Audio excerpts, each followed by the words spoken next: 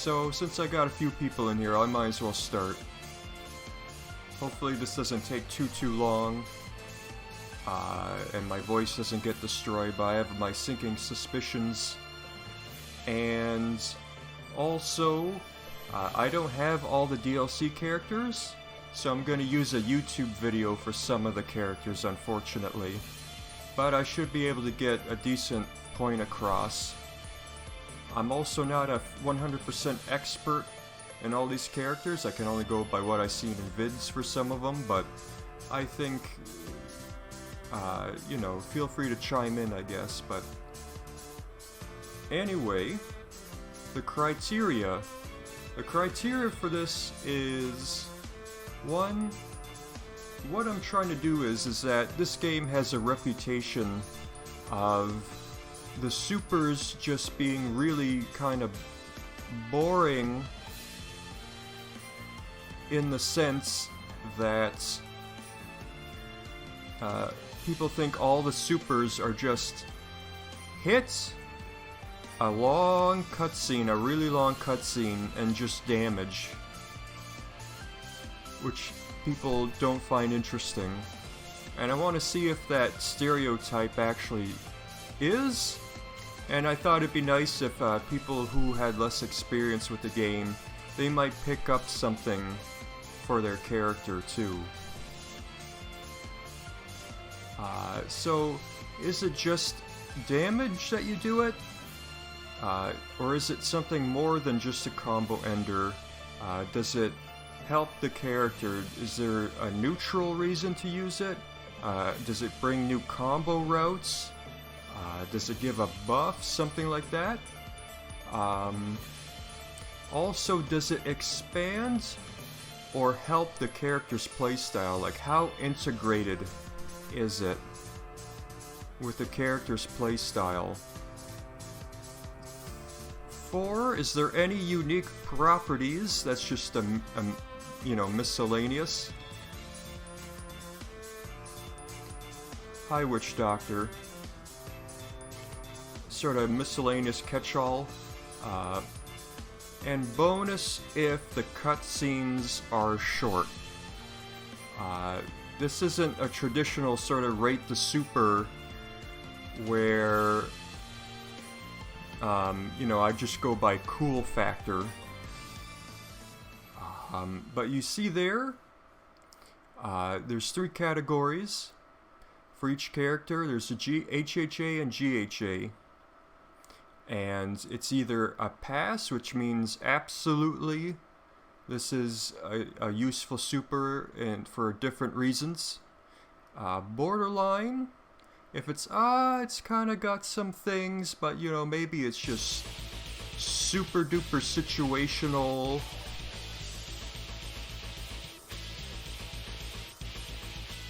I don't like that. I don't like that username. I'll blur that out. And oh, and fail if it's just really is just extra damage. How's it going?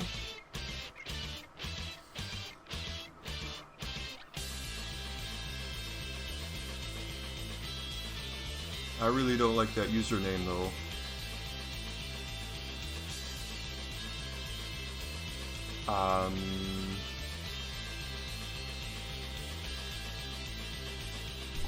Let's see.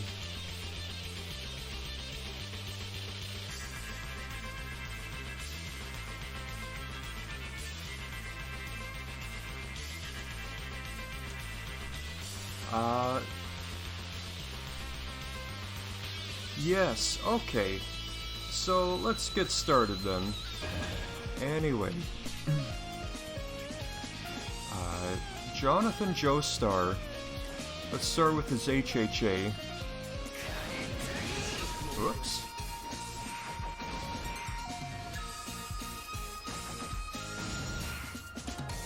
Okay. HHA. I don't really have a script for this, so you might hear some ums and ers with this, but oh well. HHA. So, it's a short but brutal animation, so that's got that going for it. It's long range, and it's fast. Does a good chunk of damage. Neutral, it kind of leaves him far away.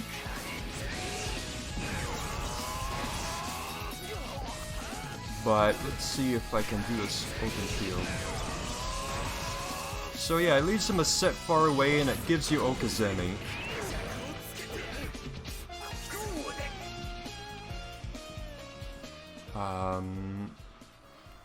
So it's got Okazemi going for it after. It does good damage. It's fast. If they have 0 meter, this can be a really good whiff punisher. Yes, Teodran, that's the next point. So, it also opens up his taunt combo.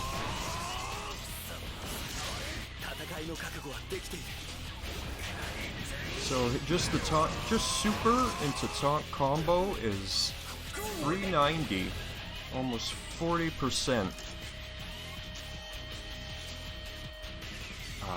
This is the only way. Well, he has a bunch of taunt combos, but this is his big combo ender. This is what gives him, on some characters, like, death combos, like 100% combos. So, I think, also, one last thing, if I can get this to work.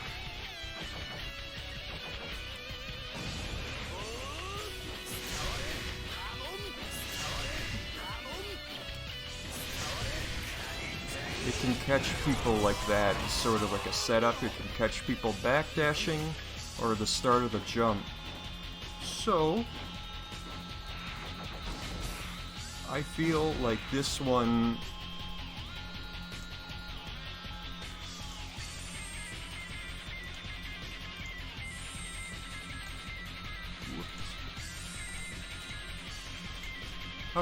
How come you're frowning?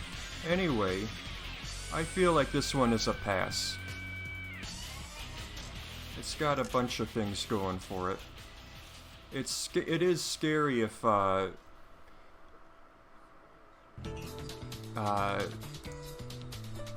you have 0 meter against them. Next up is his GHA.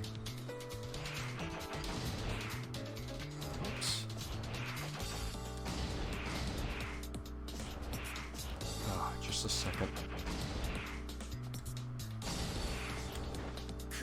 Okay, good. GHA. Whoops. Oh boy. GHA.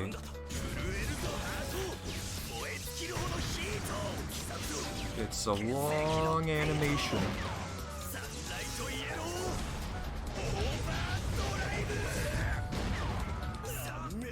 Does about 310.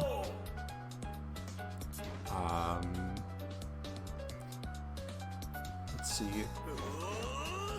I don't know. No, it does not give Okazemi. It sends them all clear across. The stage and the recovery doesn't allow you to run in. But one thing that is of note with this, yeah, I believe so, it can anti-air.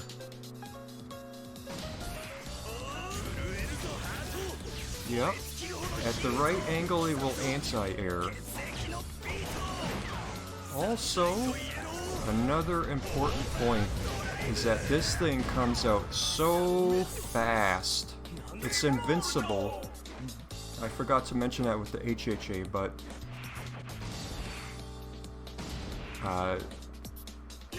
this comes out maybe as fast as a jab. So even if they have a bar, if you catch them at an awkward time, like, they might not even be able to mash out of it. So this alone can be a really good sort of like reversal. None of these supers are super, like, reliable as a reversal, though. But just the speed of it, that's of note. But otherwise, the big problem with this GHA is that when it comes to combo scaling, it's almost always better to do the taunt combo if you have that extra barometer. So outside of like a really quick like poke, this is mostly a combo ender. I will be generous and say... Is this it? Yes.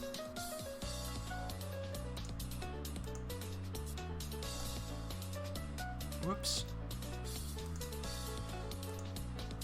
I'll say it's borderline for now. And I can revisit, I can do a quick skim of the borderlines and see if some will go into pass and some into fail. Because, you know, as we go through, you might find a certain trend. Okay. Anyway, here's Will.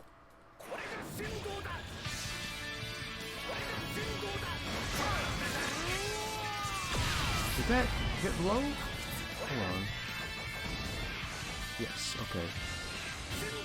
It hits low. That's interesting.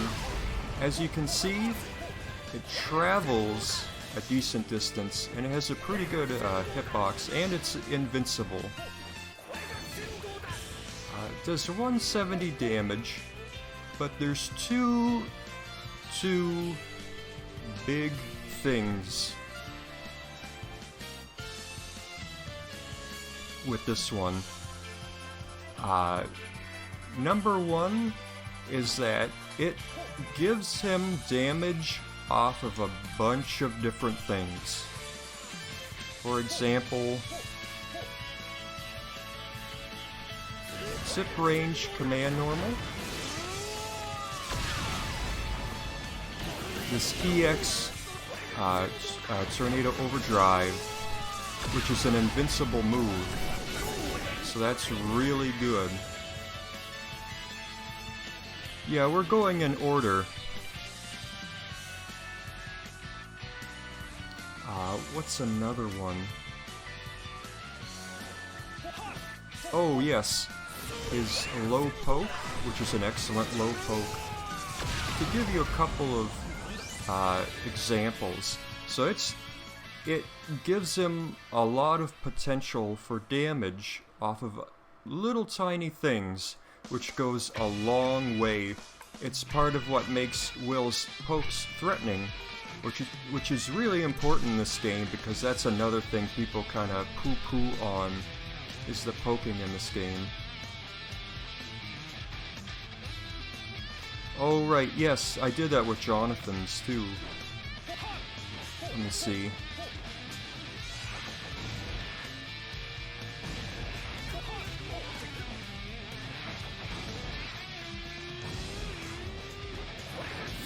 So... Ooh, thanks, Godhand. It gives you a little bit of time for Okazemi. But the big thing is with this super is that you can combo into it and out of it like Gappy. Not quite as good as Gappy, but I'll show you.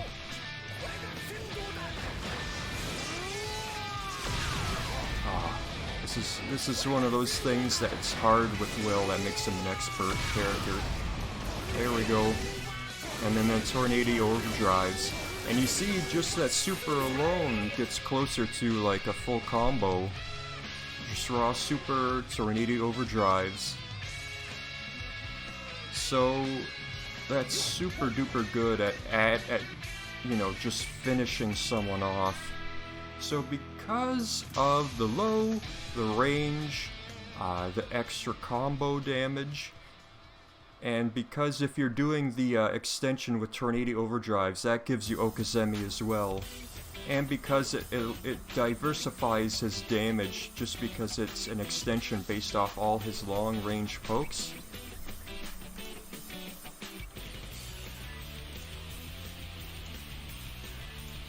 That's a pass.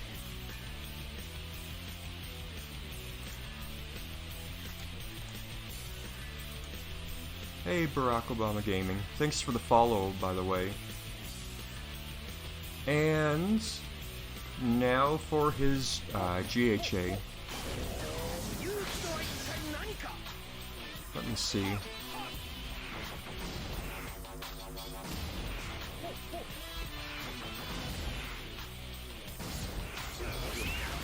What the? Okay, it just takes a bit to kick in. So the GHA, it's very long animation. It's cool as heck though. It does 300 all by itself. So as a combo ender,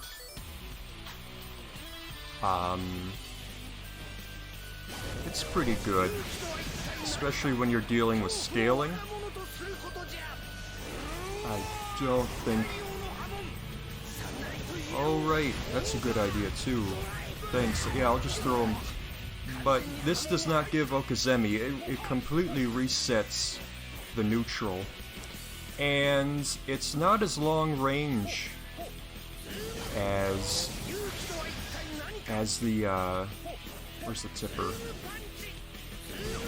It's not as long range as the GHA. Whoops.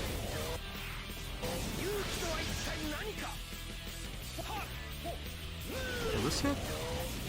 Nope. So, it doesn't have... let me do this. Nope.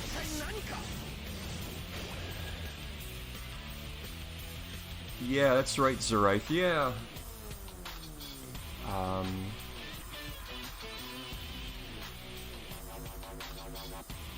That's right. Yep. But yeah, this is, to me, in my opinion, a perfect example of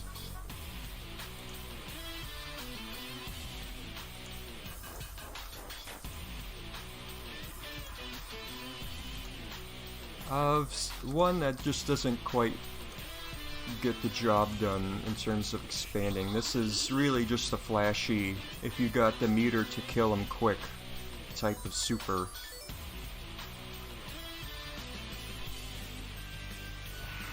So that's the first fail of the night. Immediately with Dio Brando, his HHA. Whoops, wrong one. Sorry. HHA. Full screen, fills the whole screen.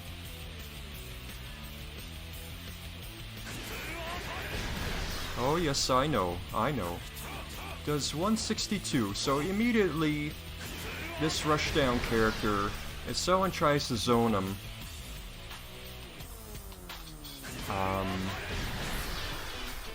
heal will just pierce right through it.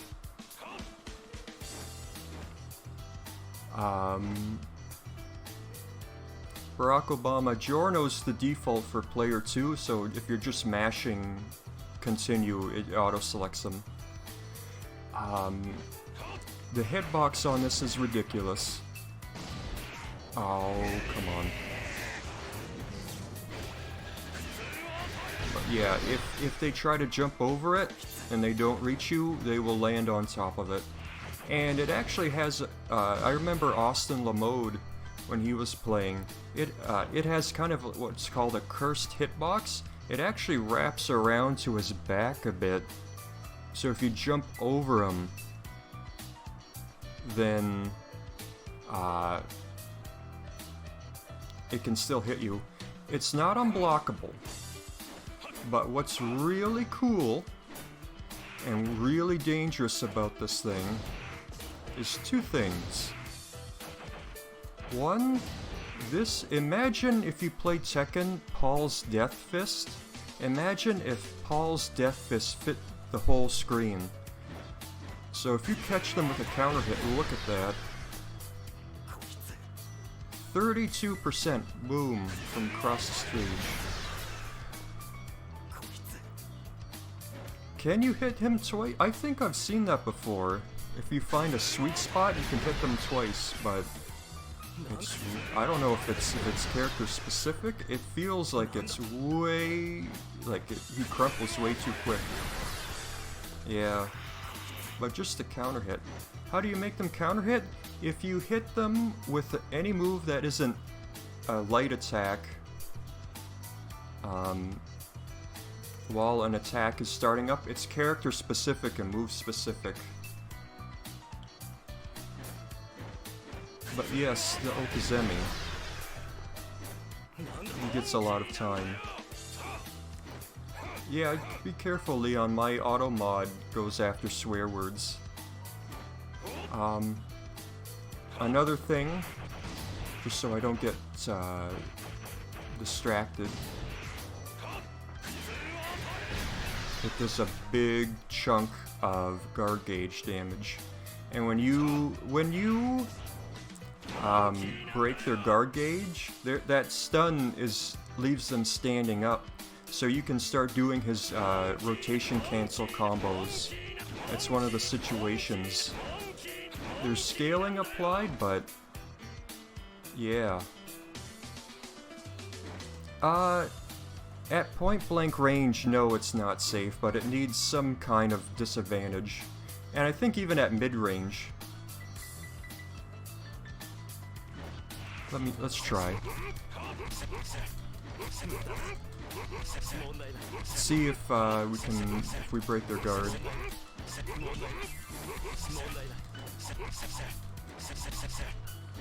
Alright.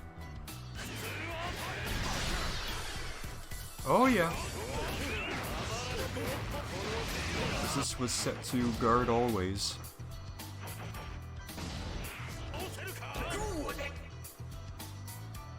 So yeah, this isn't even a cutscene either, so you're gonna guess what I feel about this one. That is a hard pass, a good pass. However,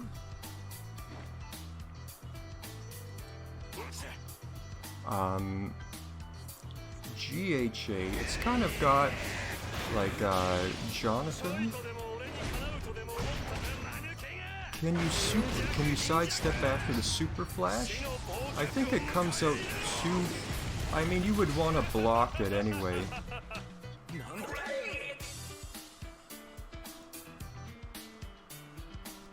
Like you can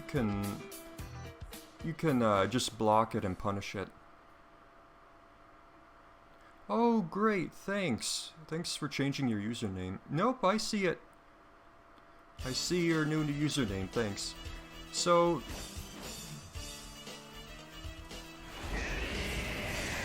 GHA Okuzemi is great, that's good to know. It's fun that the laugh does damage too.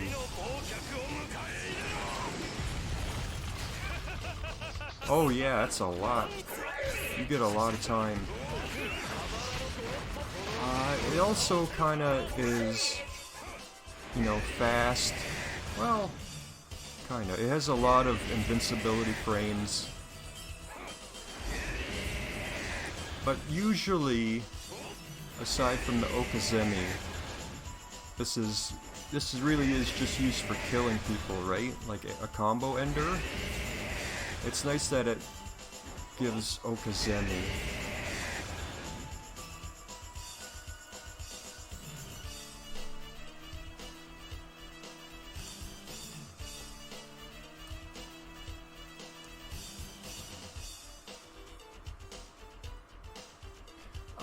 George, you do, they patched the game so you can combo into, oops, sorry. They patched the game so that you can combo into GHA now, off of normals or command normals.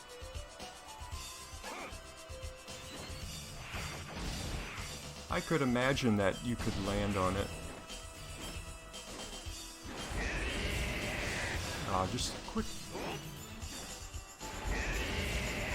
Just a second. It looks like it's tricky.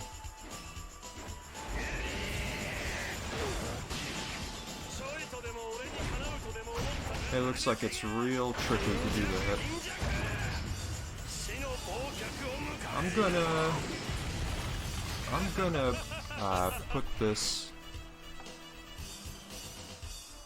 under...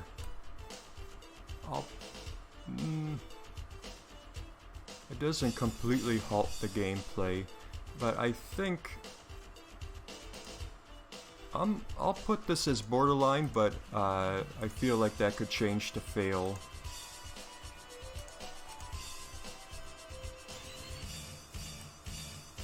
Oh, that's okay, Veilman. It shouldn't need it. Okay, let's keep the ball rolling. Let me... HHA. Very long... Let me see how much damage this does. On its own, it's a 2-stage. So 135. I've seen people use this just to be annoying. It's a really good reversal though, especially as a mid-range poke, because at mid-range the extension will work. And it does 169.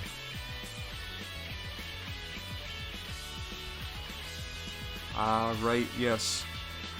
Oh, but how would I do that?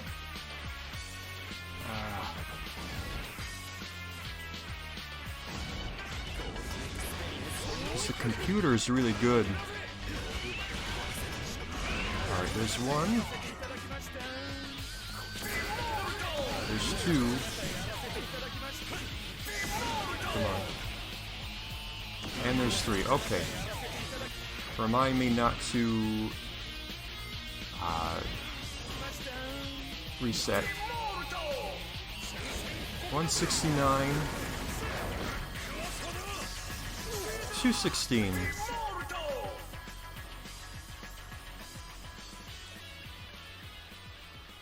Let's see. Yeah, this part doesn't count as a cutscene. It depends how punishable this is. It depends how far away you are from them. Let's see what kind of Okizeme it leaves you with. Whoops.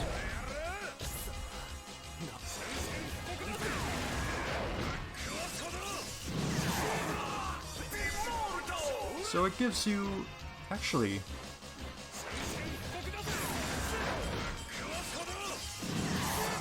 Ooh, that's right, they quicked it up.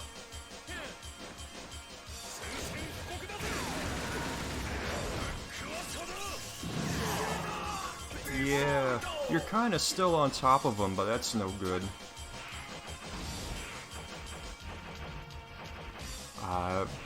As a combo ender, it's nice that you can juggle with it, because Joseph is primarily a juggle character without rotation cancel. How many shots can you land before continuing it? Let's find out. Feels like almost like the maximum at close range. Because you can juggle with it, one of the big things is as a reversal, like, I've had this happen to me so many times, especially against the last Joseph.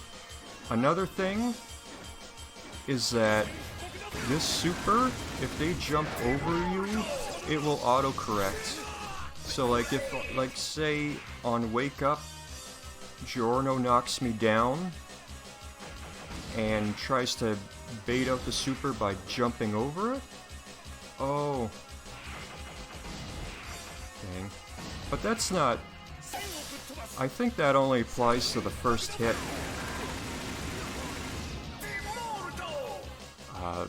So it will autocorrect. So this is a... It doesn't seem super hot, but it's kind of zany. And it really hurts when he lands the whole thing. So it's got... I mean... Let's see.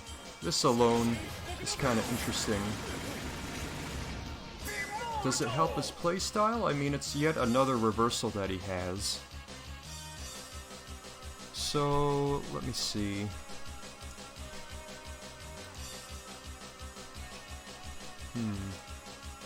It's mostly used as a combo ender, but it can. I'm gonna put this as passable. It could shift to pass, though.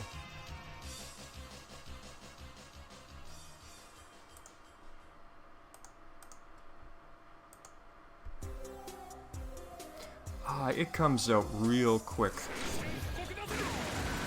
I wouldn't go for it. But yeah, probably on distance. If you're close enough though, you could probably just run up and punish.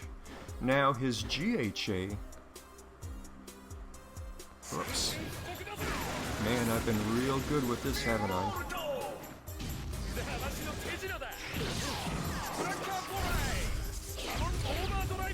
So, with max trick level, this thing does almost 40% all on its own. It's got good range, and you can catch people with this.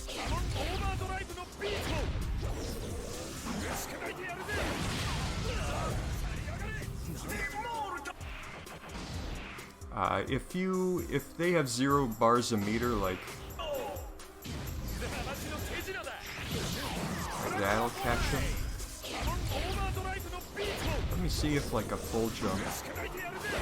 Yep, I'll get into that. Yeah, so if they do a shallow jump, that'll catch them.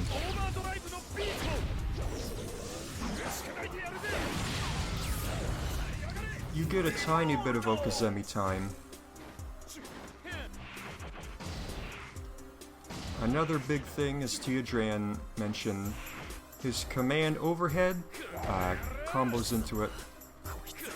So that's a really nasty way to end the game.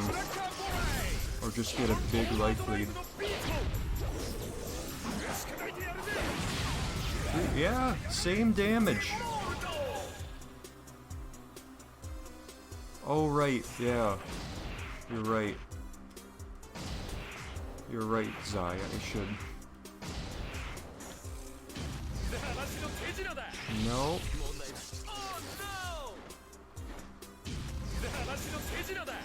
No, it doesn't. I'm sorry, I am wrong. That's not good against jumping. I stand corrected. But against like a whiffed move. So what's the max range on this? Yeah, its range is massive.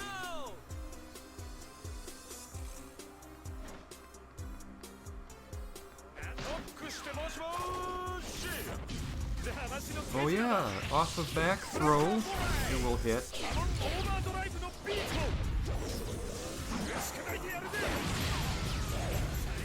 And off of... sorry. Off of 214S.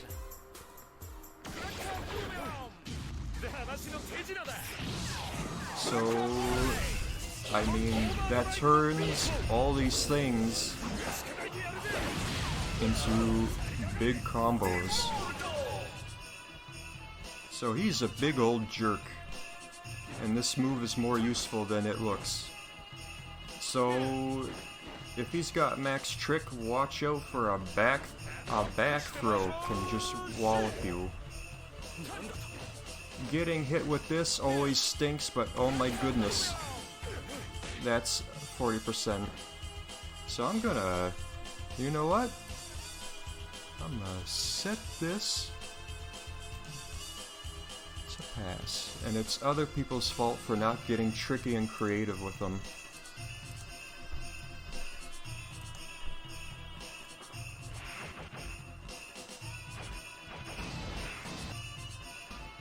HHA for Caesar. Comes out a little bit slow. 170. Leaves him kind of far away. Let me see. Yeah, you're not getting any Okazemi off of this thing. He's invincible during it. And it's a short animation.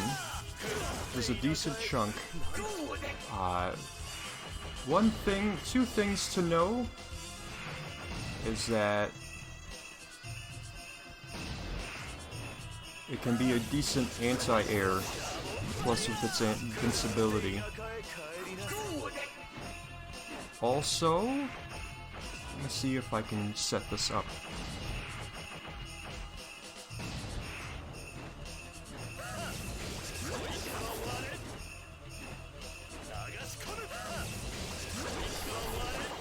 It's mostly safe.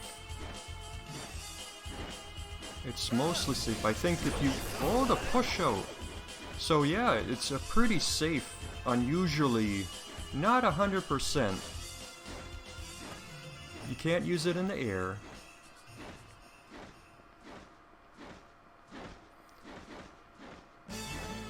Yeah, so it can't... It's nice to throw out sometimes. I think... Whoops. Come on. Attack type. Yes. Golly, sorry about that. Yeah. So you might even be able to trick him, like... Yeah. You know, sort of frame him out.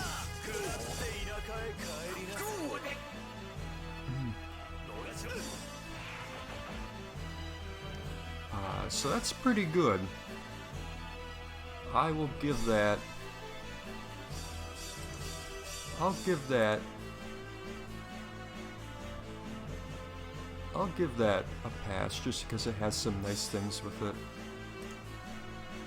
Nice thing. It can be something to... It can be nice to throw it on its own in a defensive fashion, which is kind of suits his game plan.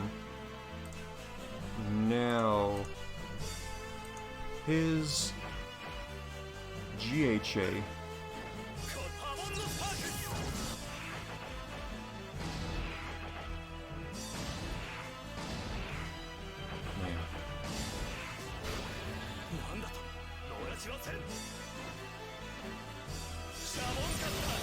GHA, I don't know.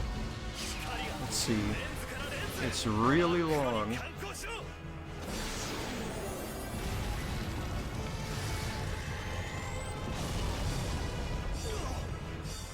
No, you can't. Not much Okuzeme, so it resets neutral. Resetting neutral isn't too bad, though, for Caesar, because he's all about this, right? Although it'd be nice, he's also really good at, whatchamacallit, Okuzeme. His GHA, it does feel like just a combo ender. It's long range. Whoops. This is gonna happen all night. It's long range, but it's kind of slow. It's got a bit of a wind up even after the cutscene, like where he goes, "Here I go." So it's a bit slow. You're not gonna catch a whole lot of people with it. I mean, I guess I'm sure it's got. Is it low or high? Oh no, this wouldn't be. This wouldn't be low. Yeah, it's a high. I don't see this used for anything else ever, other than a combo ender.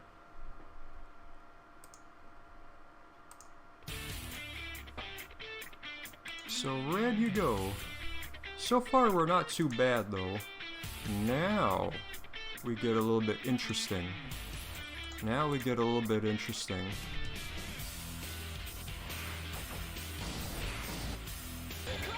Oops. Lisa is already a weird character. Oh man, I'm gonna do this all the time. HHA. It's unblockable. Gives you some Okuzeme time. It's long range.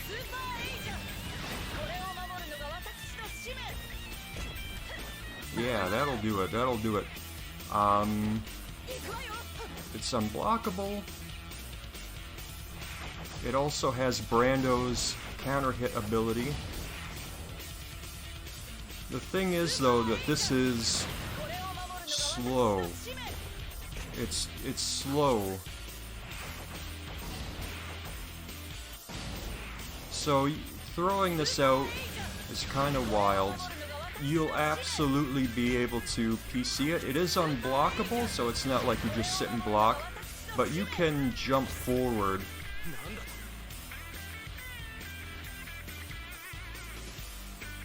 Oh.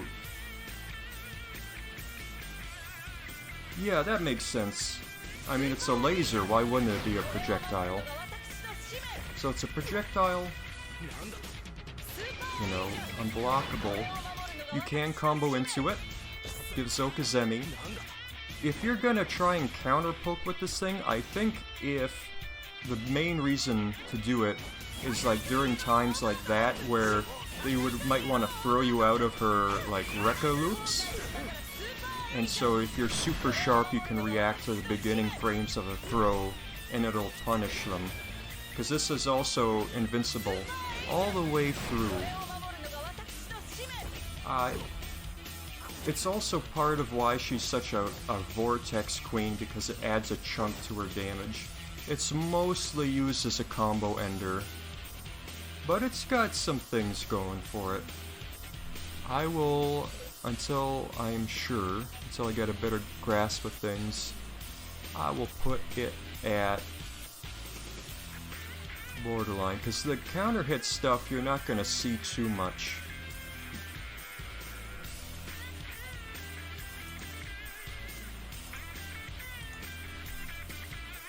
But we'll see. Now, for GHA, this is a big one. First of all, it's not, you can't combo into it, it's a counter, so as a counter, it's already got utility. But you might be thinking to yourself, like, why would a rushdown character want to do with a counter? The big thing, once you realize, is that almost every part of her Rekka chain counts as a normal or a command normal. So, let me see. Yeah. So that, you can counter that. Her invincible spin, that counts as a normal. Oops, just a sec. Ah, sorry. That's can do it. The most famous spot is during this, her slow low that people like to jabber out of. But as you can see, and of course, her enders too. So it closes almost all the holes in her Rekka chain and makes them much more dangerous. And since a lot of her mix-ups come from her Rekka chain, it's a huge part of her character. So that, sorry if I took long with that, but I just wanted to really sell it. Come on. I probably could have countered that. There we go.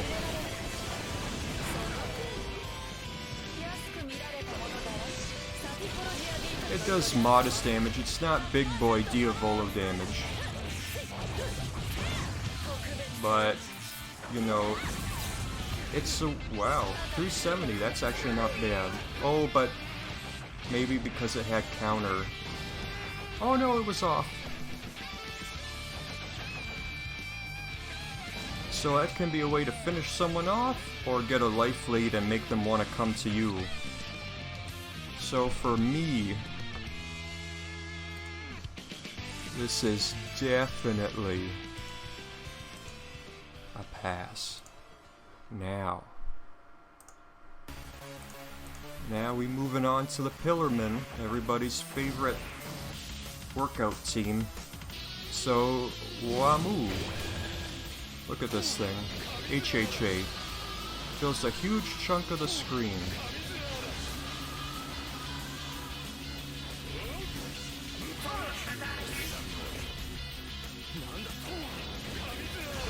Look at the damage. Almost 20% just off the HHA. you can juggle into it. And it never seems to scale. It's not a cutscene, but it never seems to scale. Everyone's always so wild when they see it. It just always does big damage. It's invincible on start. I don't think it's invincible, but it comes out so quick. Like as soon as that ends, it's out there. It's can be used as a reversal. Its biggest big thing is it's an excellent anti-air. It's just, and it's worth using. And even something like, whoops, even something like anti-air that. Maybe if I can, you have to counter.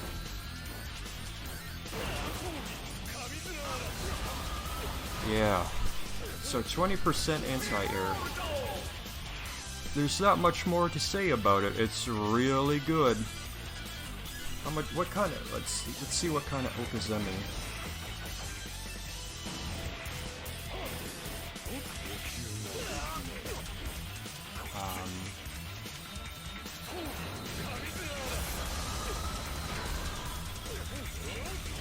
Just barely lets you stay on top of them. But it's good. It's not even a cutscene, and you see it all the time, even not at the end of the combos. So, come on, man, you gotta give it up. Now for his GHA. Let's see, is that gonna reach? Not quite. It's not infinite range.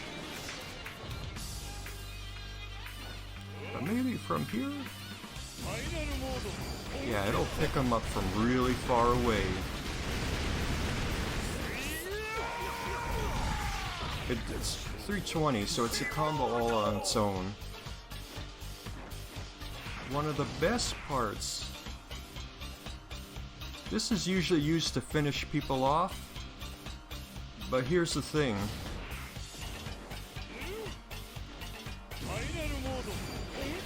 Scoops.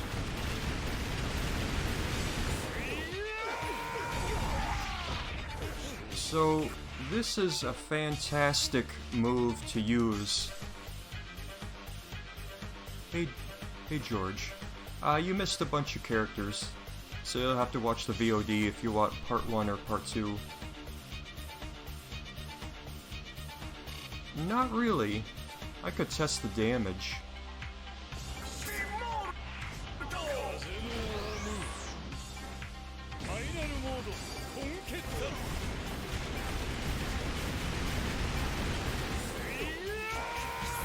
Not really.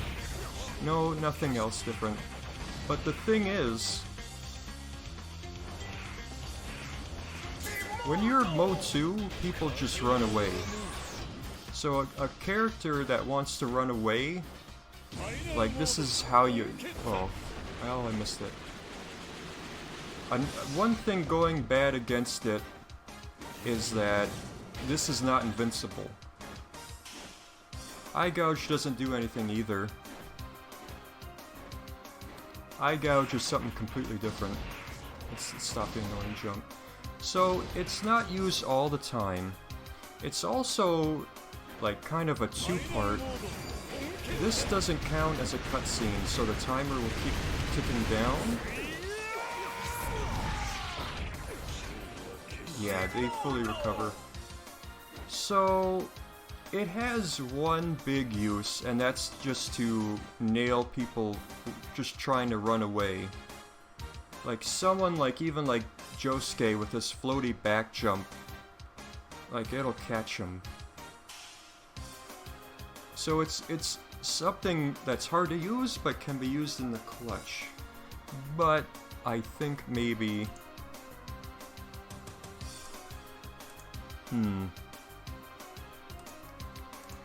I'll put this as borderline. I'll revisit it, it might go to fail.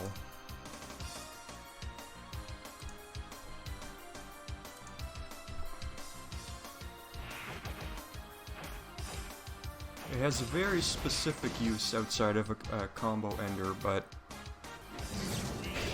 So, here's his HHA. Really weird hitbox. This hitbox kind of lets me down sometimes. I think if you watch one of the tournament VODs, you'll see this thing whiff.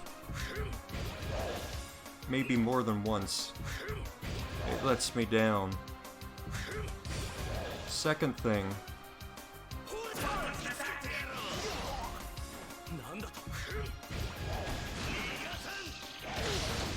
So it gives you Okazemi, that's good.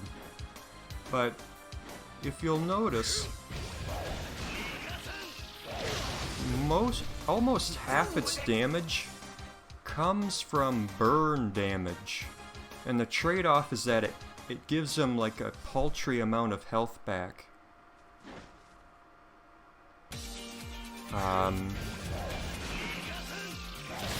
Yeah, so finishing opponent off with this, unless they have tiny health, it's gonna let you down. About the only thing I like about this... Whoops, hold on. I could have done it. Just a second. No, it doesn't even anti-air well. No, it's too slow, it's slow. But, yeah.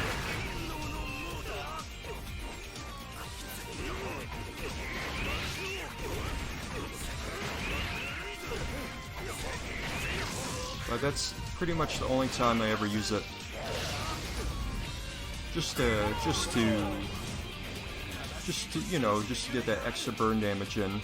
And because the mode's gonna end anyway, so it's pretty much just a way to panic and get out of mode 2. If you've already spent the bar and you have 0 bar left anyway, you might as well use the free super. Otherwise...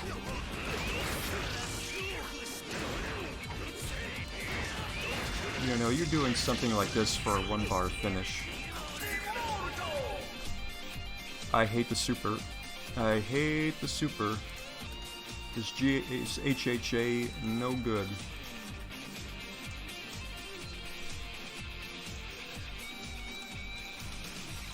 Now, his GHA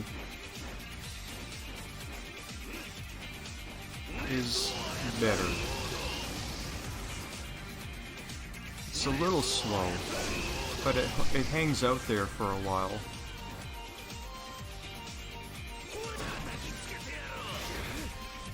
Will it hit from here?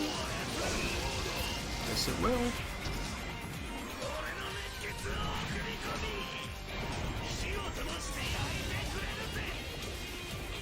$300 even. And you get a bunch of Okazemi.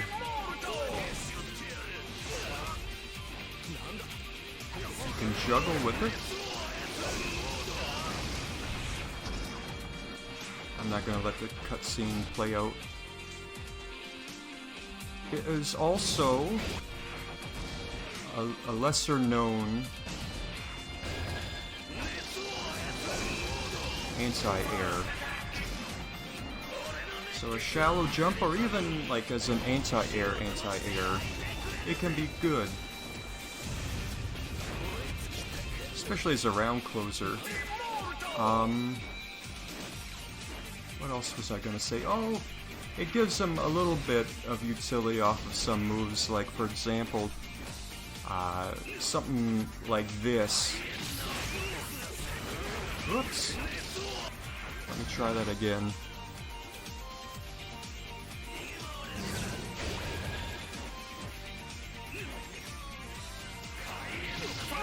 I'm misjudging the spacing.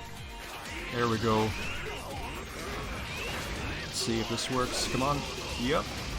So, you know, you can turn that silly move into a finisher if you got 3 bars, I guess. And it does 444, which is almost 50%. I don't see this used that often, though, because it's usually used just to finish people off. You want to be mostly... Because his combos are mostly, like, mode... buffoonery, like... He'll get like 50 or 60% off of one bar if you get him in the corner with a Mo combo.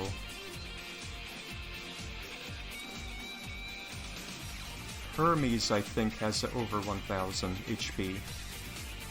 Giorno has a little bit less, but that's not... I'm going by damage value when I say percentage. So I think this is gonna... Just for the Okazemi and the anti-air, I think this is gonna be... But just based on how I've seen it used, it's gonna be borderline, it's gonna stay borderline.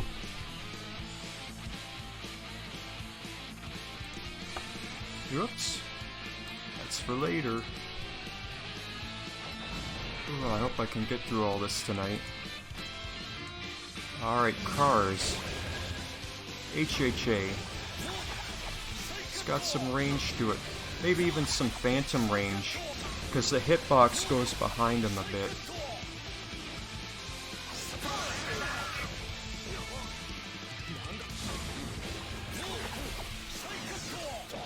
Does pretty good damage, but if some of the first hits don't hit, the damage goes down. You see with Okazemi.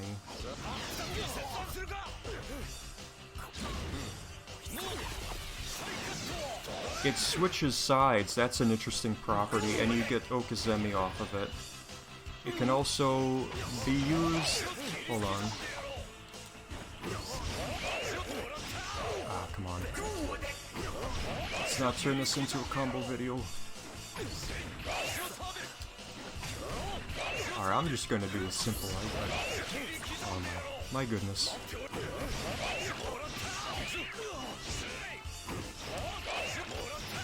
But you can juggle with it. One thing to know...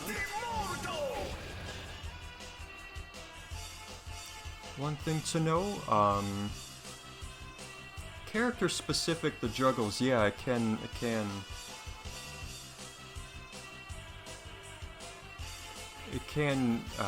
miss. One thing to note, though, is that at range... sorry, I'm gonna have to try and get this. I want to show...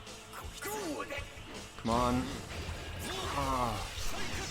But it's safe at range. It recovers super fast. Come on. You're gonna have to do it earlier. You'll have to take my word for it. I don't want to be like the priest from The Simpsons, you know, when he's playing the organ and he takes a billion tries. Let's see. Yeah, it recovers. You can see the animation. Whoops. Not yet. But yeah. It's safe at range. It's silly. So that alone makes it kind of nice. One final thing, of course, let's not forget. Mode makes it unblockable. So the classic is to get Okazemi, go mode, and just finish him off. So this makes him just pesky in general. The mode pushes it over the edge. Does decent damage.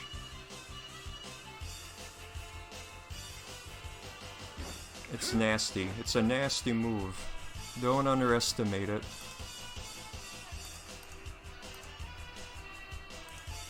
Whoops.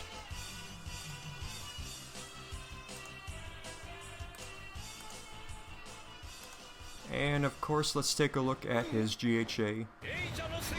His GHA isn't even a cutscene super, it's a transformation, for crying out loud. And the transformation is a complete transformation. He becomes almost an entirely different character. He gains a bunch of projectiles, unblockables. I mean, he's a completely different character. Really annoying, silly character. I mean, it's groundbreaking, like it's a complete paradigm shift. You know, what more can be said? It's not even, it doesn't even fit the criteria of like the stereotype at all. It's a gimme.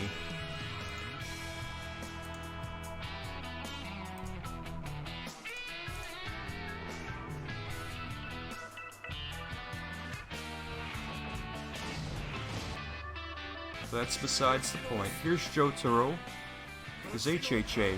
There's actually two versions.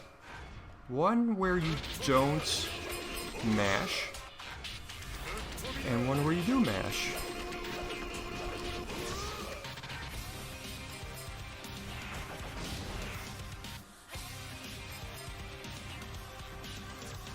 Now, there's different reasons why you would use the mash and not mash. The main reason for mash, non-mash, is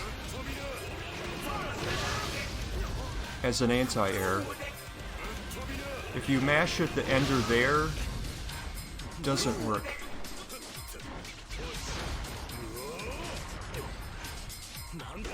I don't think so. Oh, come on. Stupid thing.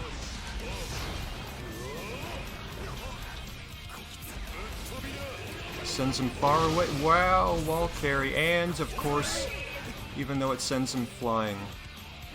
Because, like, this will catch them, but you'll see, maybe. Yeah, that'll whiff, and they recover quick. It's a bad position. That's the reason why you would not,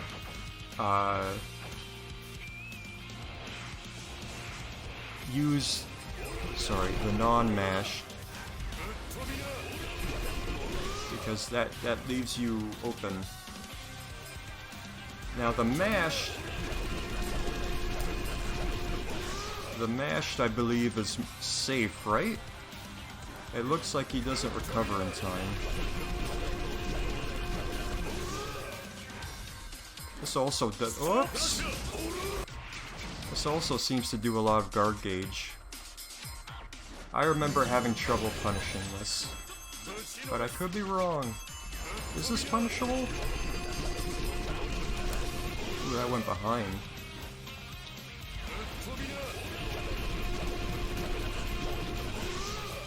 I think maybe, let me see.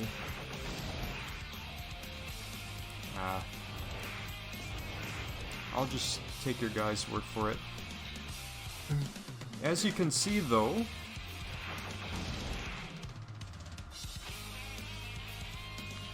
oops.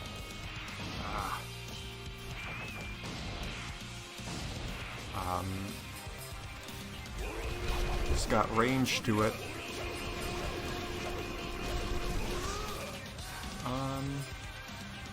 Let me see. Does good guard gauge damage. Another thing about the mash, which you might not know about. This I'll get into in a minute, but this, I timed it wrong, but you get guaranteed time stop after that. I don't know if you knew that. So there's some utility right there. Because if you catch them right in the corner, I don't care if I land this combo or not, but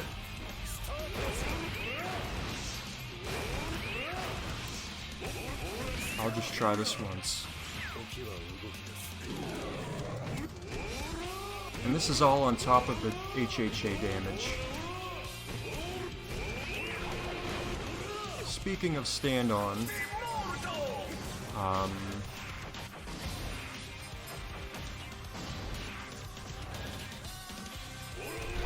I've had this done to me. The cancel window on that move is so crazy. 6 clicks got me with that multiple times. So I think there's more to this HHA than meets the eye.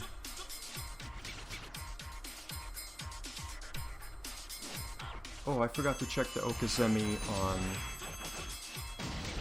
Just a second. Let's see what the HHA is like. Mashed Okazemi, let's go quick.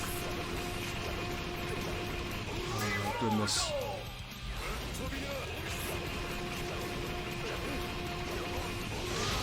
Oh yeah, tons of time. So this is getting a pass for me, because it's not even a cutscene too. Alright.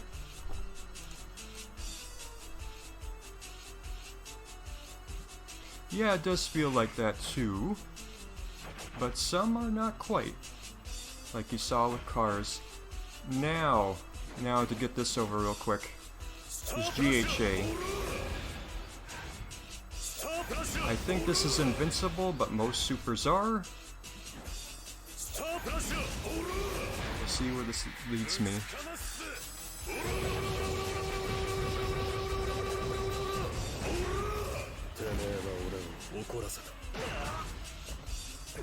It gives you Okazemi, that's good. But generally, like, this thing is categorically like a combo ender. You might scrub it out and use it as a reversal, but it's not particularly super duper fast.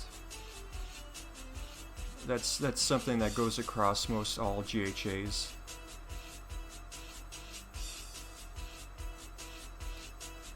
How much damage does this do? I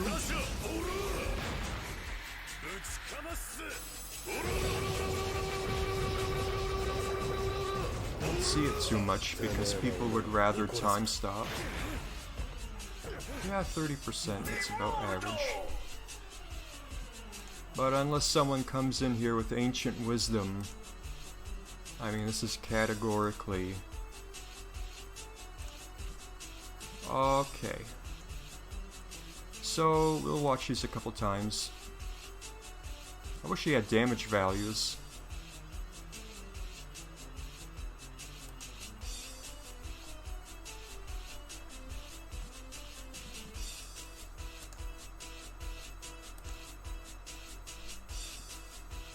Yeah, it's a counter, and what you might not know, at the very least, if he's in stand on, he can start his pickup combos off of this. So this is a potential combo starter. And if he's got enough time to do that, he's probably got enough time for Okazemi too. I'm not an Y.Joseph expert, but I've definitely seen him do that. It's nasty. And his playstyle, especially in stand on, you're so desperate to get in on Y.Joseph. Sorry, I got sidetracked there with his stand on, that his counter does help, and man, do you suffer when he lands it and stand on. So I will put, oops, and then Y.Joseph I will put it at, and it's fast too. So GHA has some range to it. Even though it looks like it switches sides, I don't think it switches sides. Yeah. Does... how much does that do? 305, which is average. So it's kinda long range. You might get some Okazemi off of it.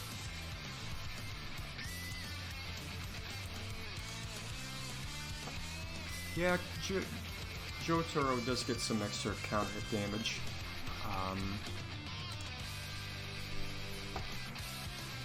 It's got kind of range. It's fast. Oh, does it? No. I'll put it as a fail then. Yeah, it's mostly a combo ender, right? Okay. Okay, Avdol.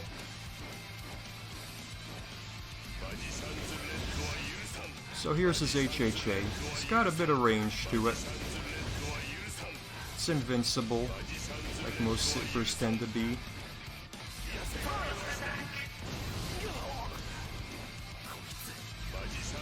Because you've got some range to it. 180.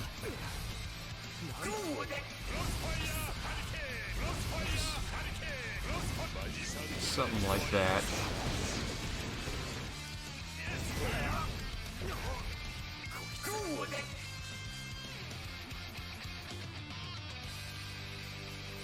Oh, is it Zai?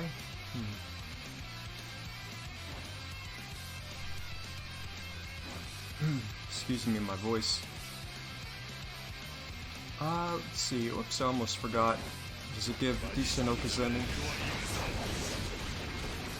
Hey, Austin Lamode. Oh, yeah.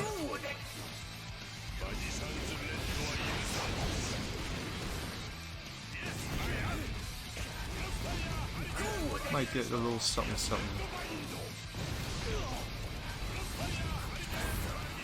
But, yeah, it's mostly damage. This hitbox is a little unreliable when it comes to juggling and like anti-air, like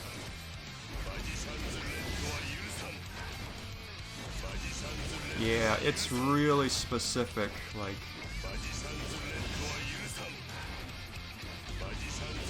yeah, that's yeah. And that caught him on the ground, like that's not...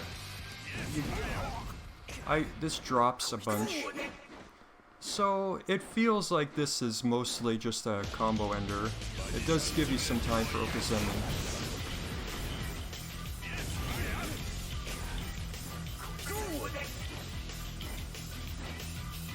Oh, right.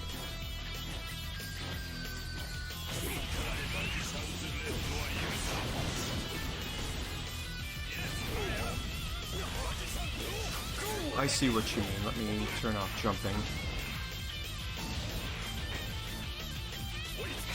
So what Zai said is that you can get a specific sort of setup like this.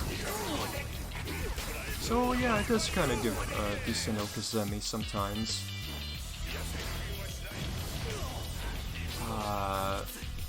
But that's just a setup though, it's not a combo, right? So I will put you... I feel like it's that.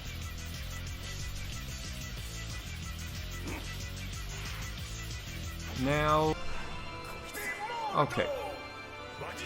So, even though it looks like it spins out,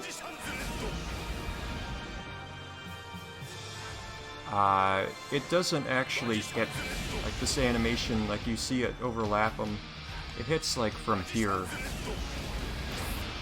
So it's really short range. Thank you everyone for letting me know instead of what usually happens.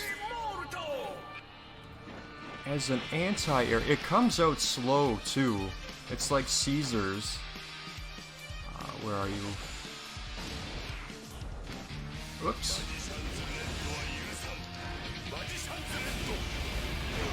See that? It's not instant. So, using this as an anti-air can be really rough because it is so slow. Let's try...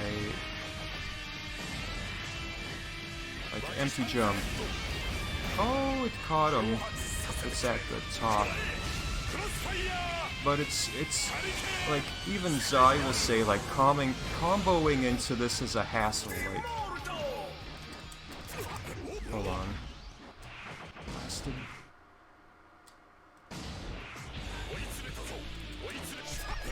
Like, that's not gonna combo.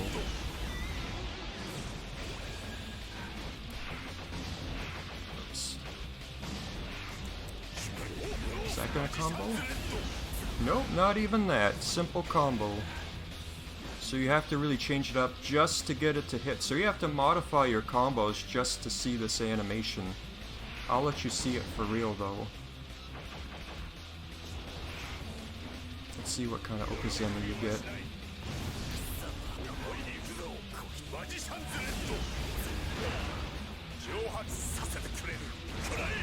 Don't worry, we're back on track. This is cool as heck though, but that's not the criteria. Saying make it rain doesn't seem like you get any Okuzeme though.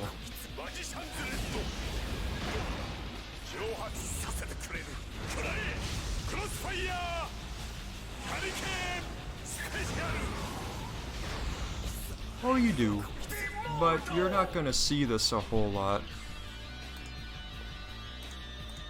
Like ever. Like especially like if you can't even panic combo into it, forget it. You're a cool guy if you combo into this though.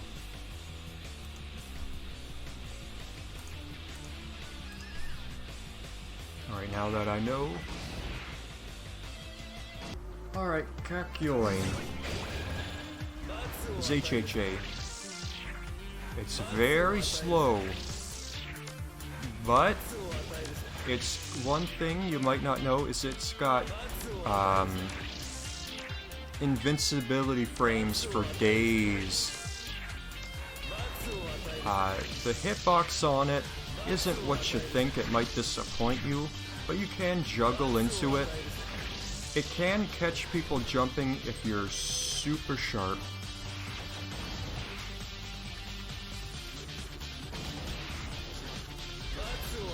Like maybe even later than that.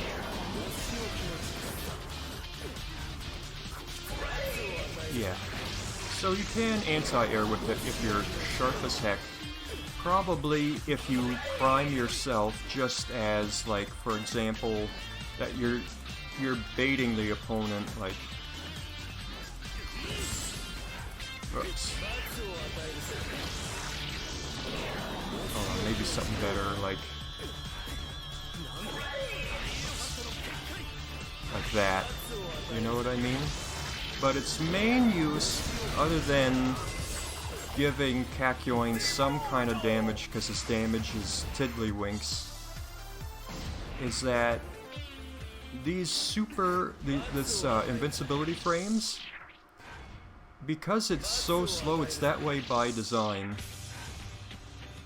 Because his damage, again, is so low that when you block a super or a GHA, you might only at best get like a throw. That might be your best meterless damage. But doing this in reaction to a super and ultra gives you a bit more damage, and it might be more meter efficient and damage efficient than, you know, like, you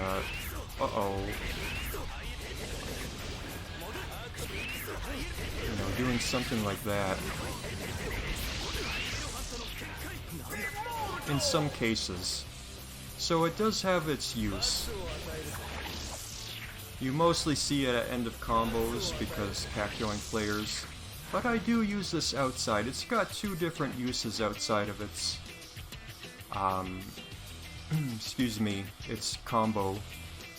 Let's see, also another thing, let's see another important thing. It puts a big distance between Kakyoin. Let me do it at the end of stage.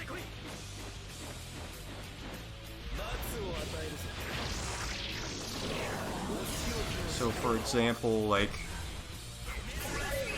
so it resets neutral, which is actually good for Kakyoin. So I'm gonna, in my biased opinion,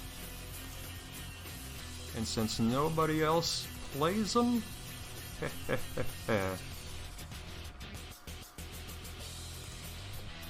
it's poverty, but it's different kinds of poverty. Now for his GHA. Doesn't travel full screen. But two things. A couple things, actually. We'll see how much damage it does.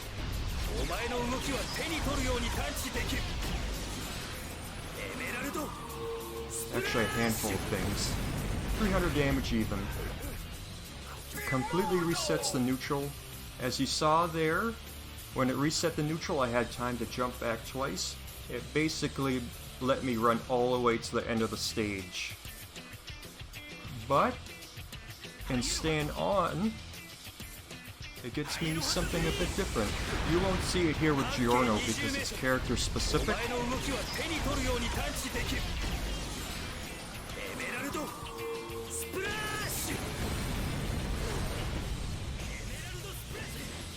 But it gives him a character specific taunt combo, which lets him do like 60%, which is really good for Kakyoin. So he gets a character specific taunt combo, completely and utterly resets neutral. And let's not forget its main neutral use. It's his only anti-air, and it's a really good anti-air. Because those beads come out instantly, but they're so slow that they hang there for them to jump on top of. So this is like potentially one of the best anti-airs in the whole game. And if you strategically do this at the start of a round, a lot of characters have less than 1,000 HP, so this 300 is closer to, you know, 40%. And that's where people really want to come and get you, and then you start his game plan.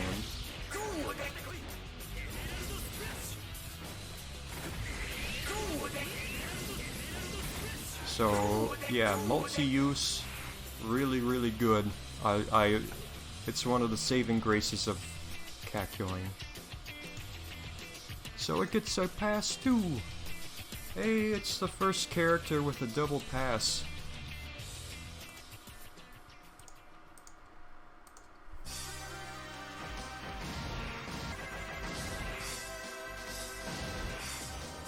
Here's Polnareff. Oops. HHA. Sorry, George. There will be a VOD, though. I hope you had some fun, though. GHA. Short and sweet. It's not even a damage super. It is a buff. It is a buff. It's a really cool buff. Drawbacks include no meter gain while you're in this mode, and you take some extra damage. Bye. But very good in stand-on, especially. I could go on and on about like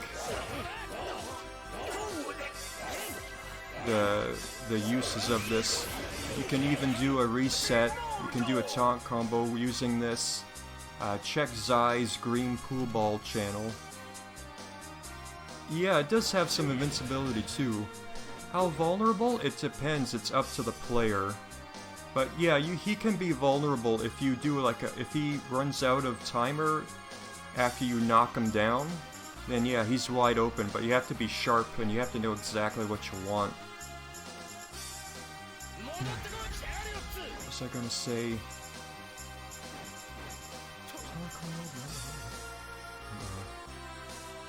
Yeah, it's really good, and it's a buff. It's unique. I'll keep it short.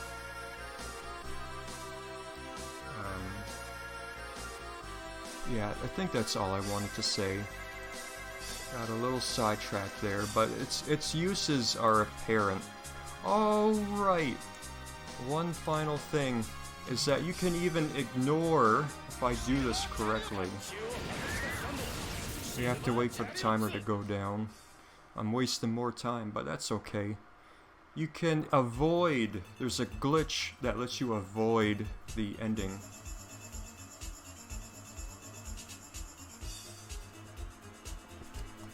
I did it wrong.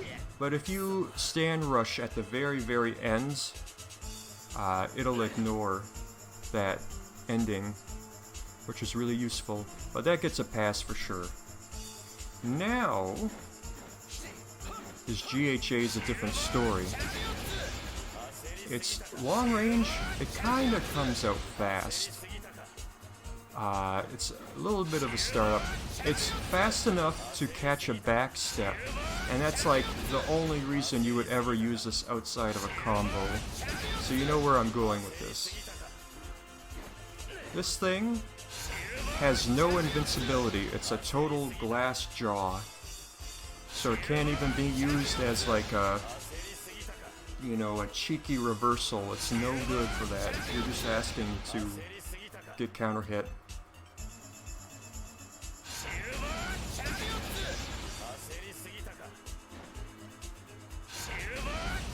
No, the sword. The sword goes through him. Is this the range? There you go. Really weird. So you have to hit him with the pommel. Really weird. But you wouldn't use this in... It's rare. It's ultra rare to use this in neutral just because it's vulnerable on startup. No invincibility frames. I'm telling you. Let's see. Does it give me any Okazemi? It's... I mean, we know where this is going.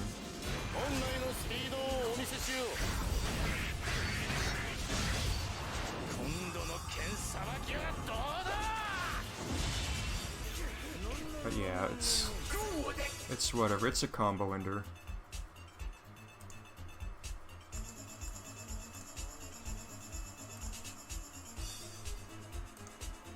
Alright, back to the videos.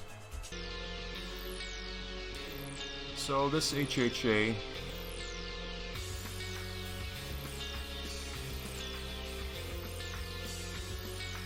it travels kind of far. It hits OTG. I don't think it gives... Does it give Okazemi Zai? It's very little damage. And even less on OTG. You're basically adding an extra throw to your combo. It's kind of disappointing.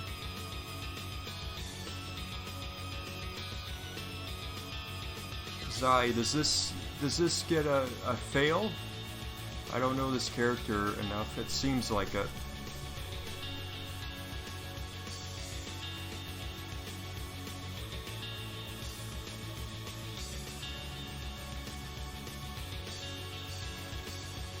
Oh, that's good.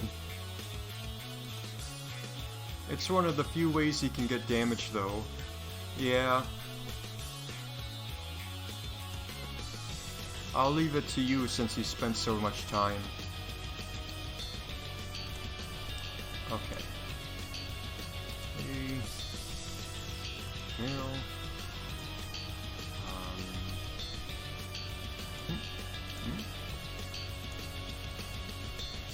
Now let's see if I can... Here we go. His GHA. So the thing with this one is that it comes out fast and it almost fills the whole screen like top to bottom almost instantly. So if you're anywhere in the air, it's gonna get you. Just about. So it's a really good anti-air.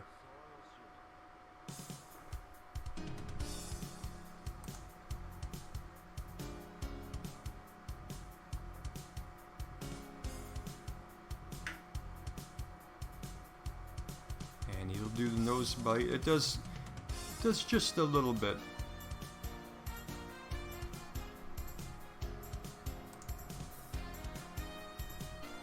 Zai, what's your opinion on this one?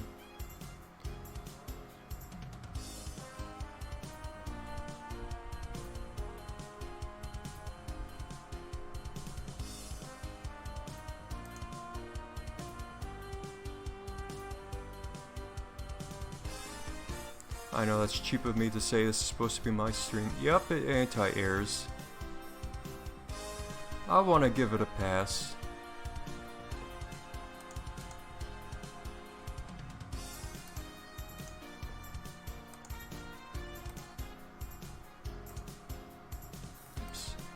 That's the second character that was fail and pass.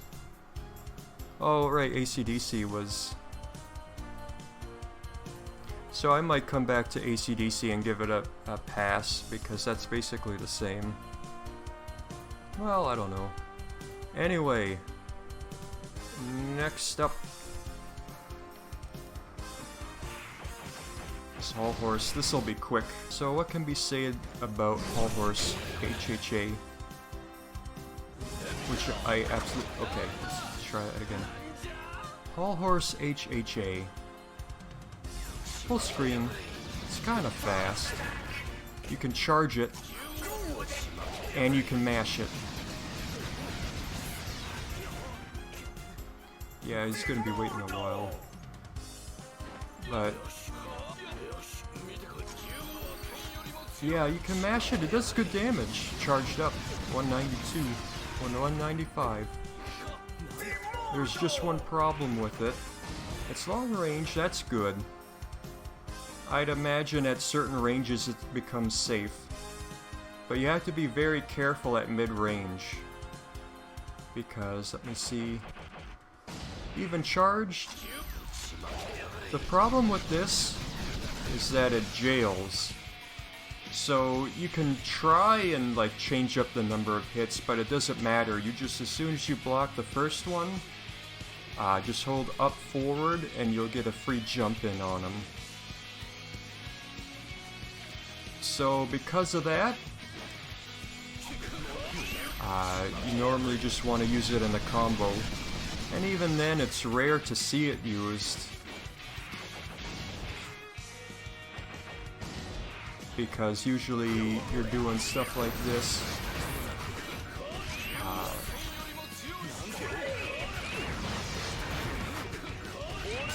Oops, I did. Doing stuff. Man, oh man. I'm glad I'm not teaching combos today. Come on.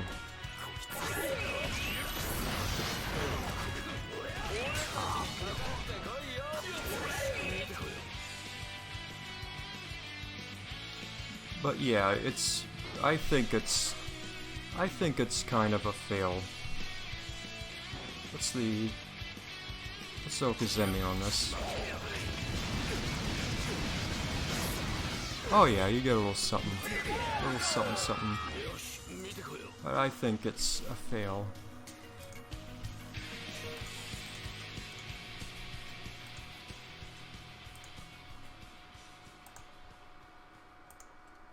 Now.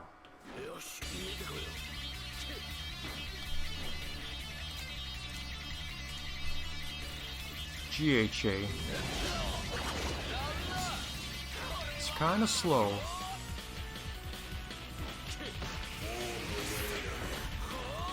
Has a little bit of range to it.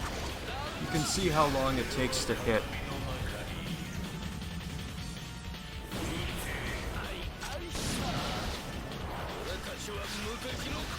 320, that's a little bit above average. Resets neutral, which Hol Horse is probably the best zoner, so that's good for him. Can you combo into it?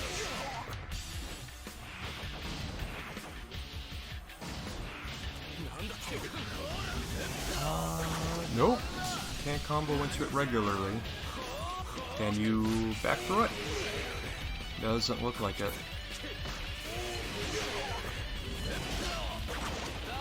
Nope. So pretty much... ah, man, oh man.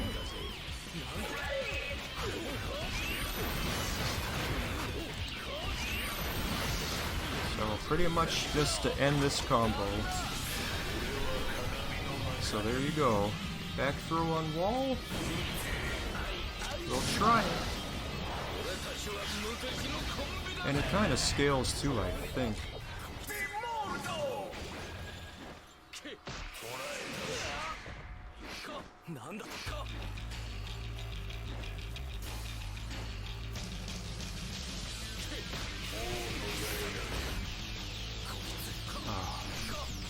I don't know, I think it's not, just even the timing's not right for back throw. Yeah. Yeah, and off of Hangman because that crumples like crazy.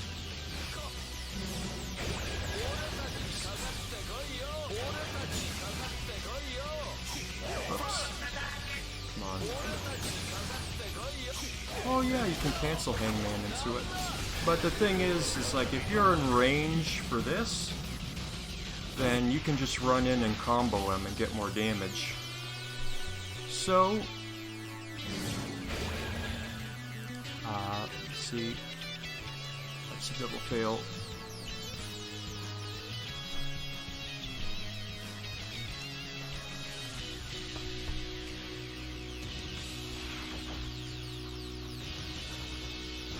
Like, you get forever and a day to combo him off of Hangman.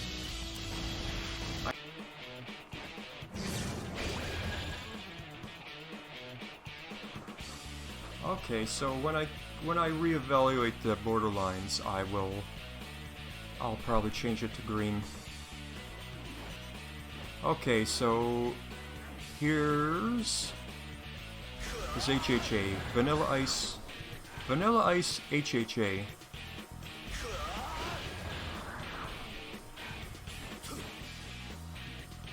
So this thing is just woefully slow. Most of the time, if you try and interrupt something, they'll recover from their move and just jump out of the way. It is a command throw. Am I evaluating like how good a super is, or how off, how off the model it is? Because this is slow, it's a command throw. I think it's the only command throw super in the game. You'd almost never see it. It's impossible to combo into it. The only use this thing has is to punish people with counter moves, basically. Because that's the only time this will hit in time. There's no real Okazemi into this.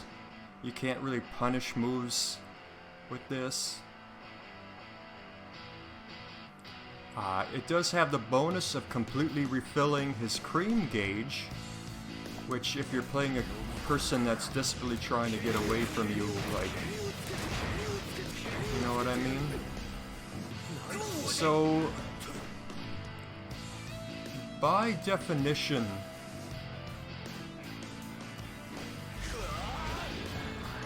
OTG after it? Maybe. He doesn't have enough time to go to cream. Cream animation is slow though. Oh yeah, you can, so that'll set up. I think just because the super itself sucks, I think we're measuring whether it fits a stereotype, right?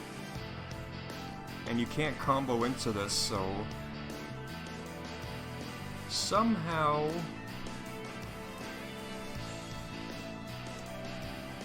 it passes. It's a silly pass.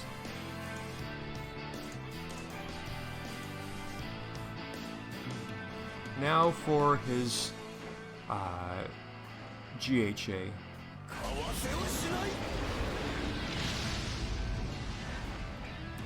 Well, the major thing with his GHA is that it's unblockable.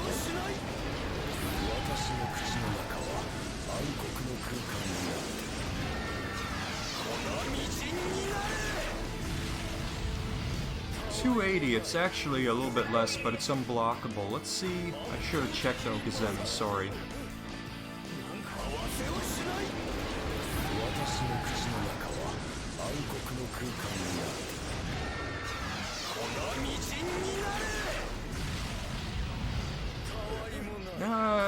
You're kind of on him, but not really.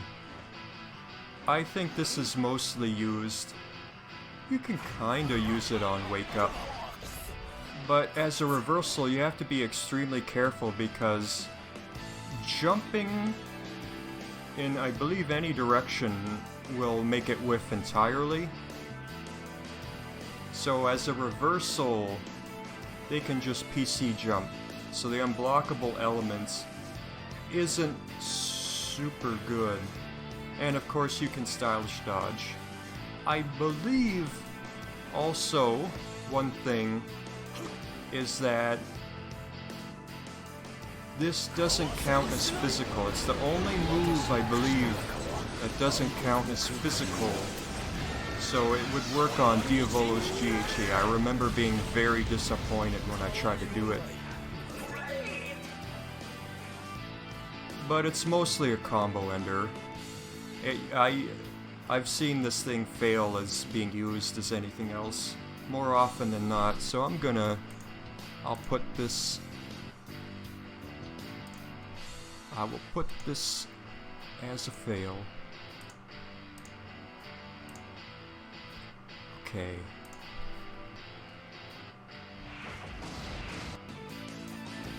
Alright, so... Part 3 Dio. Here's his HHA. It kinda it's kinda quick. It's invincible for a good chunk of time. Travels a bit of a distance, so it's kinda got a bit of Jonathan's in it. But the hitbox is kinda wonky. You have to kinda aim it.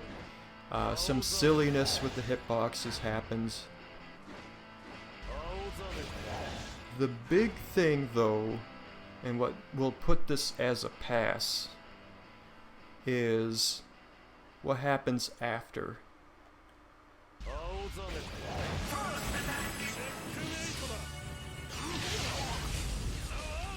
So every single time,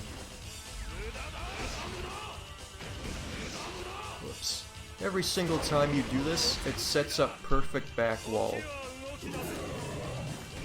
And a time stop.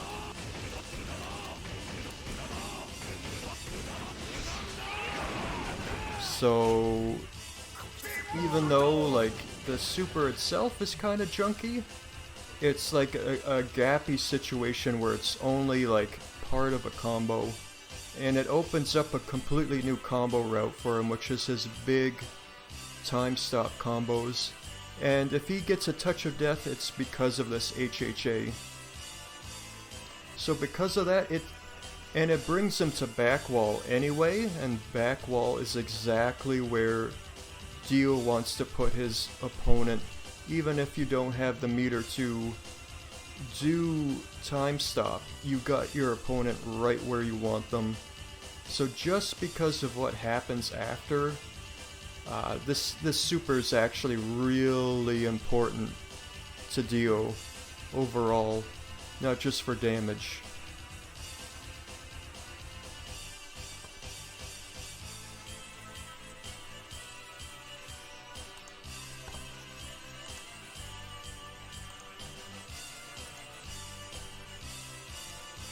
And it's kind of quick. Alright, GHA.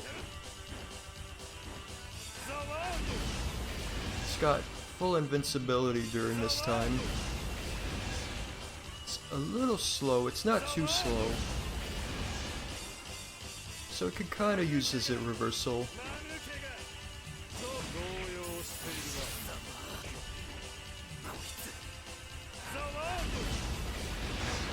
But mostly it's just a cool way to finish someone off. You can juggle into it, which is good.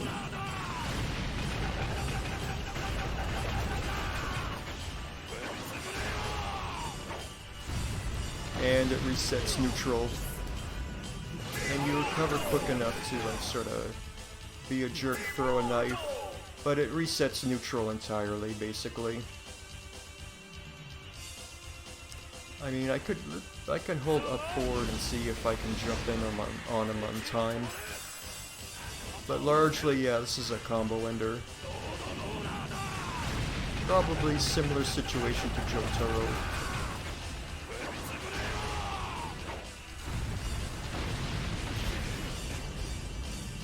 You're on top of them, but they can... Yeah, you might get a little something something. That's not bad. But it's usually like a stylish way of just ending a round.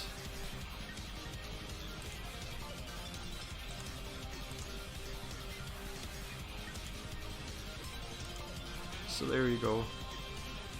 Okay, finally. We're into part 4.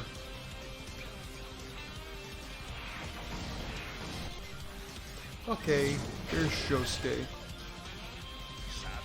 It's pretty quick. And it stays close to him. There's 2 versions. There's the regular version.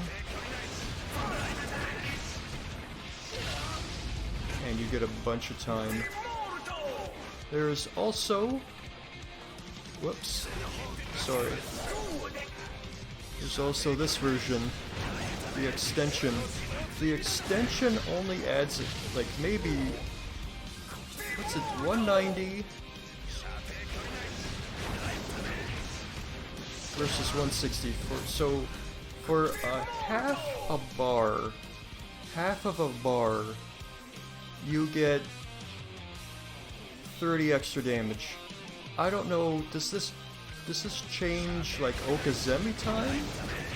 I think maybe it gives you just a little bit more, but they're both so much. But yeah.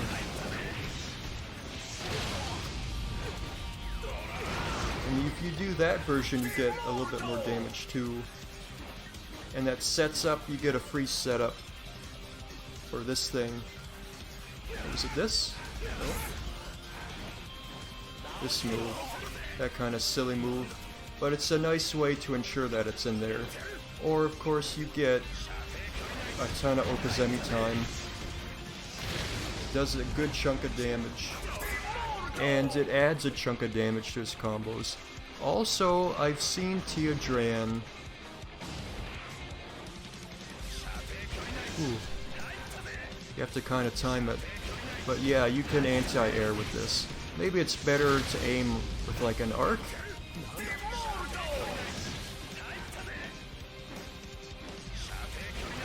Yeah, just like after the peak of their jump. So it's got that going for it. And it's fast enough where you can interrupt people reliably with it. Yeah, like it doesn't need to extend all the way to hit. Yes it does, Kyo Gamer. Yeah, Tia Dran uses this as a reversal and anti-air all the time against me. And I hate getting hit by it. So it has some mental damage. Yes, that's another thing, it's kind of safe too. Like, let me see on block.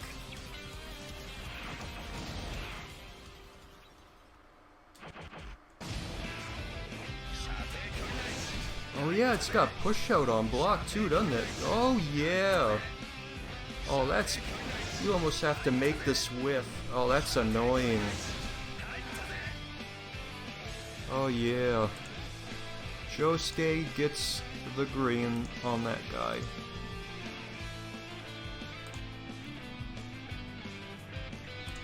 Okay.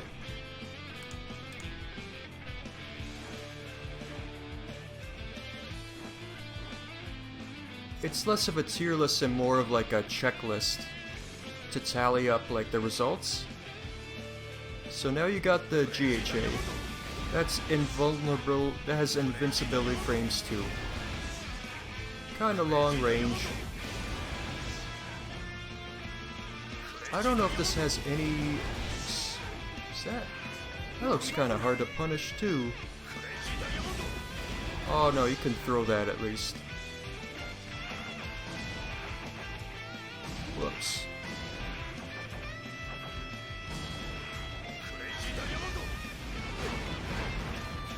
It has some funny animation, especially on Johnny. It heals his crippled legs, and then it breaks him again. 400 almost, so that's... My goodness, that's as much as Y.Joseph's GHA with full trick level. Almost.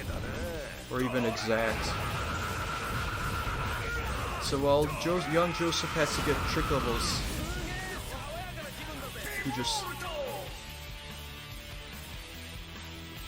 Oh. Oh, I see. Okay.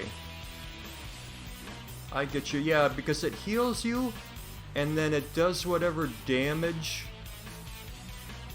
it healed, and then adds the 300. So this move is always...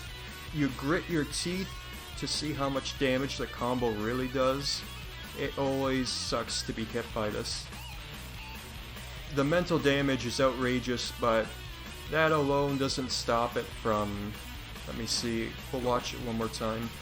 That alone doesn't stop it from just being something that you combo into.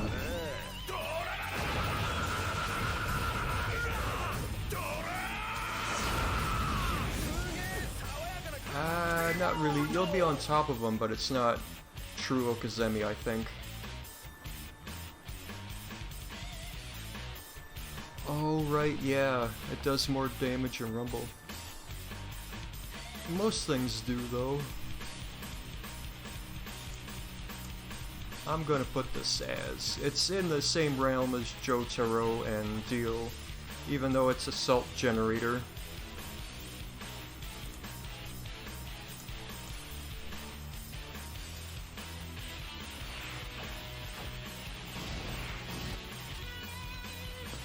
Okuyasu. Here's his HHA. Got some decent range.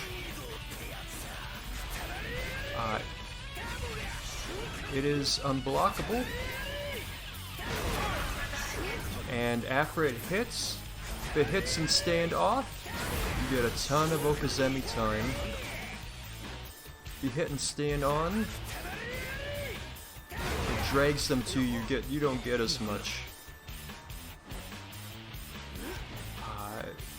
Generally, this will beat out anything. You can hold it. There's not really any use to hold it other than to be just a jerk.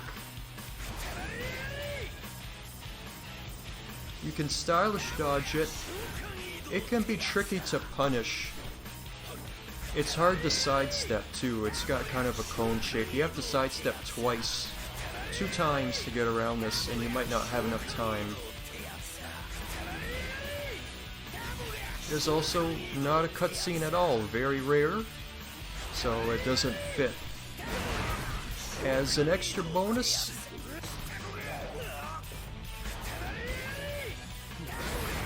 if you hit it raw, you get it twice for 360 damage. So that's almost a GHA. So this setup, you can still stylish dodge though. But the thing is, it becomes a real threat if you're low on guard gauge. Because if this...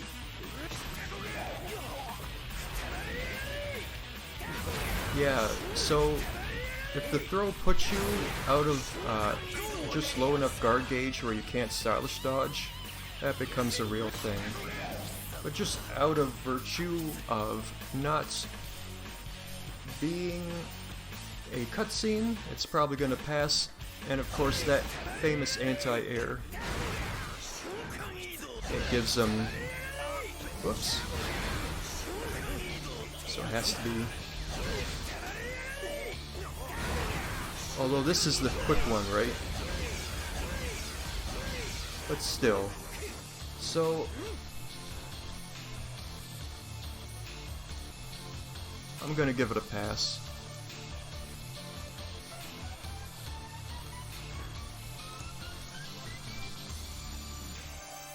Now for this GHA.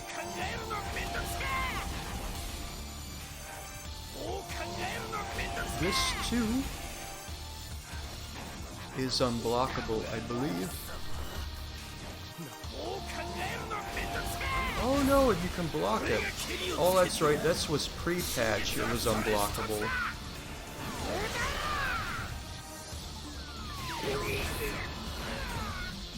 Completely resets neutral.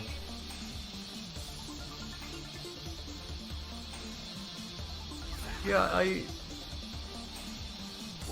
I went over that. It sucks them in instead of brings you forward. Teodran doesn't like doing it because of that in Stand On. So this is no longer unblockable. It is invincible though, and it comes out fast, and it can be used as an anti-air. It's just a shame that it resets neutral, because Okuyasu wants to be in your face. But since it does... Yeah... What do you think? Borderline or pass? I think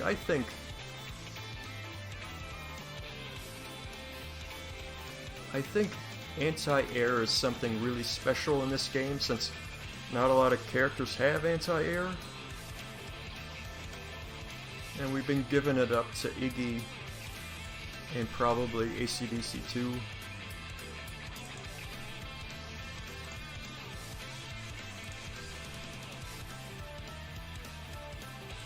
So there is a reason to just throw it out.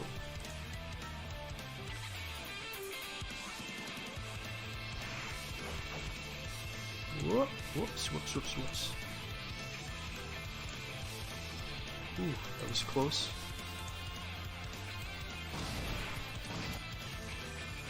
I can already tell this is going a bit faster. So HHA. Koichi HHA. It's kind of like Jonathan's, but he stays stationary and sends his standout. It's fast, it travels far, but it's not a cutscene though. So you don't want to use it too far away, although that's not that bad damage from far away. 150 plus a jump in.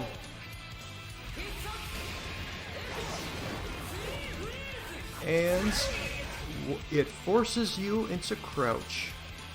So you have to, take a little bit extra care to block. It adds a special status effect after, which applies gravity. It means you can't jump. And I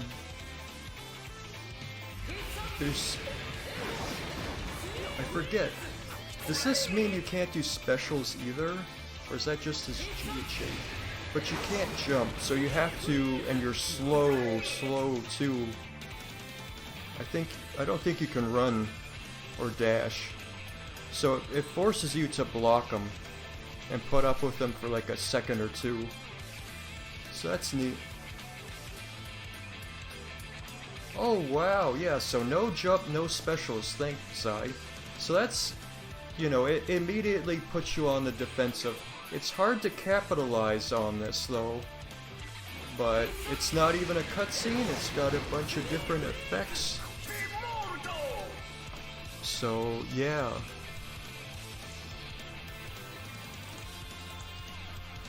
Neat. By that virtue, his GHA is a projectile. So it counter supers won't work. It throws it. Let's see. Let's get in the habit. Whoops.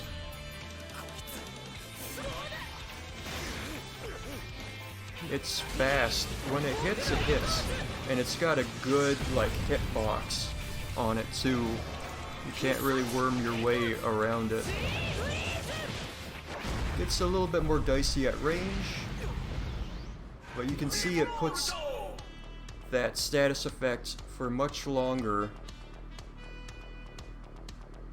It's nasty. And this move is an overhead. It's a slow overhead, but it will combo after. It's about the only move that will hit after that move. So he gets a command overhead into that.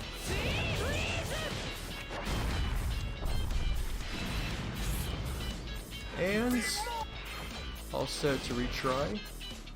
One final point.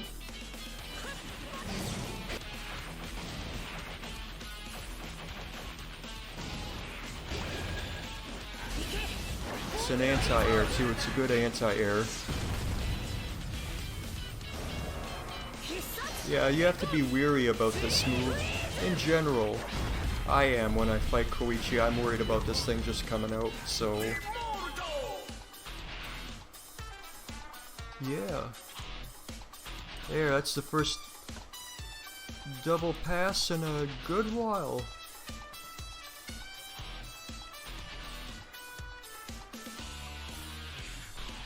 Whoops. There you go.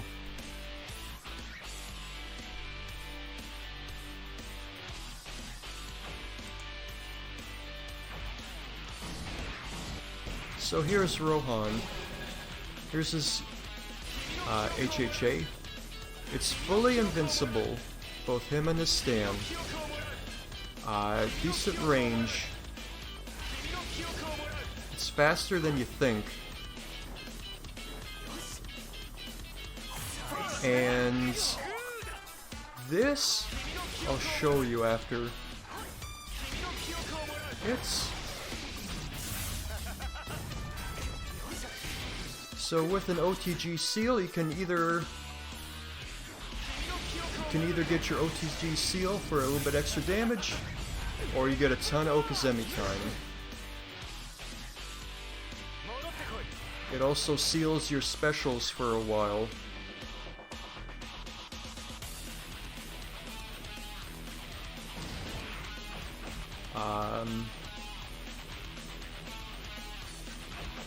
What else?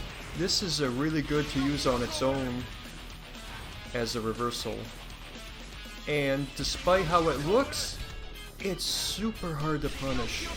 I don't think you can punish this on block. It's pesky as heck. You have to really play around this move. Don't underestimate it. And it can be used as an anti-air. And to, you know, frame trap them too, if they try to punish that anti-air. It lingers, the hitbox lingers. And it seals specials, so there's that extra. So this is all around like a really useful one. Be wary of it. Anytime he has a bar, it's not fun to be hit by.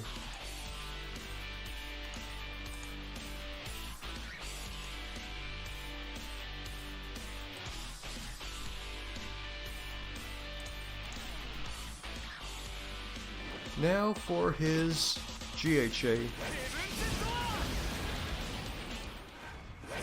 Normally,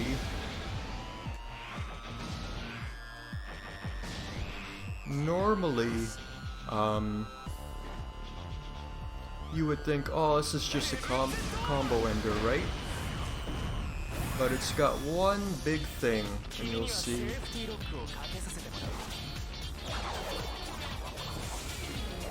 Does decent damage. It seals all your opponent's buttons. They can't attack you at all for a short amount of time. They're completely on the defensive. Anytime they push a button to attack you, they will flinch and give you a combo. So a common thing to do is...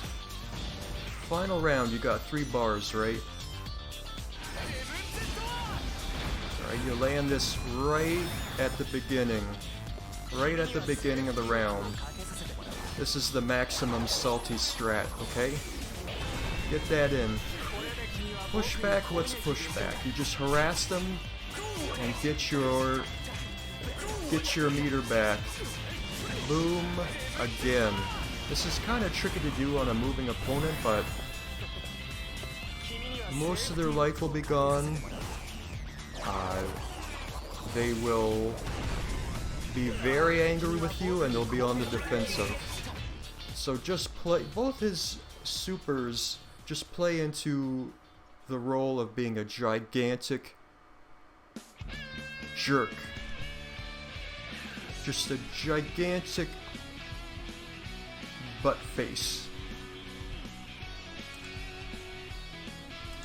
Yeah, this is an infamous super. So another, we got a string. They put some creativity in the Part 4 characters, it seems.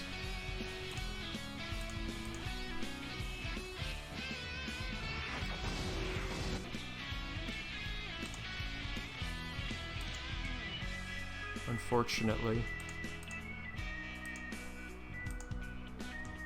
So you have to give me the 411 on this. Oh, he does it right up close.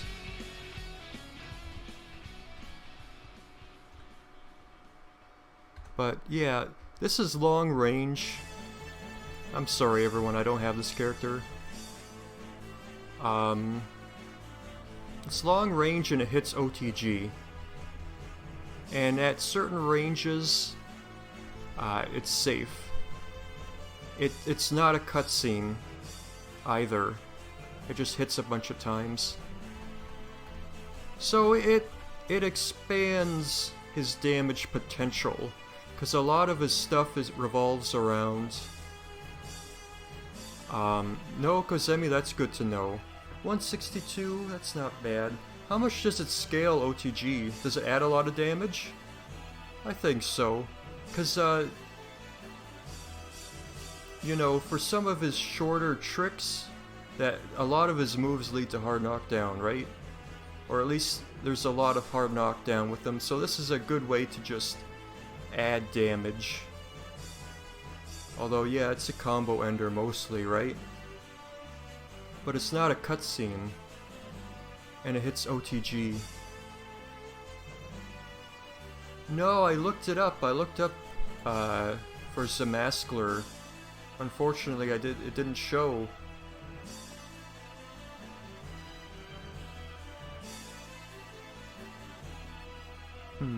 So what's your opinion, Zai? Is this a pass or a fail, this move? I'll show it again.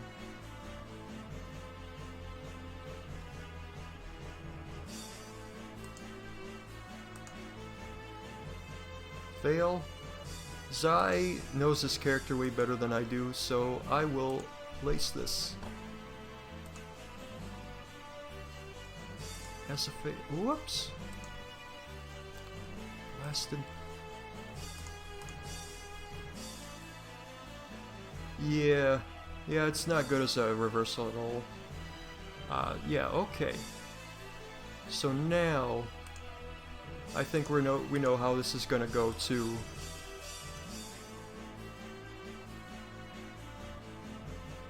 So it starts off the same. I never see this used outside of a combo. What I see this? When I see this, it's after like a long combo into taunt combo into this, and that's how they start off like the first round of a game with like a 60% combo or something like that, and they use that to get the player on edge. It's always the same thing, always a combo ender.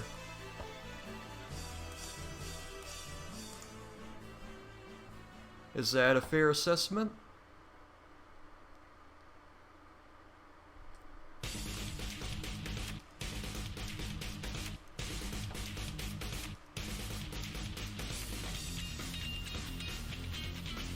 Oh, Kazemi is decent. What's your full range? About 300 damage. What's your verdict? So I only ever see this. It's borderline? Alright.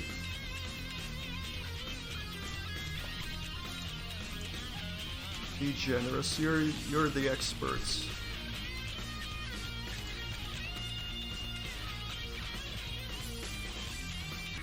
Okay, Akira. Take a look at his electricity meter in the bottom left. Here's his HHA, okay? Immediately when I do the HHA, it fills his electricity meter.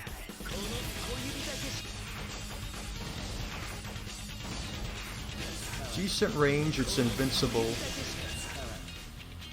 It's a fail for Shigechi? Okay. I will swap that then.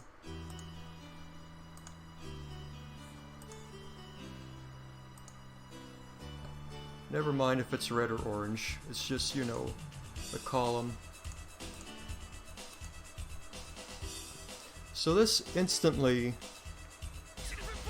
you know, when you're in stand on, it drains. When you do a special, it drains. This is the fastest way to get it back up to normal. Common thing, it does give Okazemi time because you need it, because as soon as you fill it up, it gives you a bunch of time to fill up and overcharge it and give you all these nasty things that I hate about them. Yeah. So it's the main way to reach overcharge, and that's the ideal way to play Akira. So this really is, and it's whether it hits or misses. So even though, like, well, you could kind of use it as a reversal. But it's so vital to getting his game plan started. And a quick combo at the beginning of a match.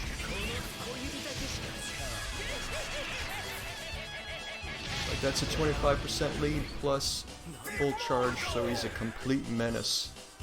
So this is kind of pivotal to playing him optimally. It revolves around the HHA, even though it's kind of like a combo ender. It gives that added effect adds so much to him. And of course you get some Okazemi off of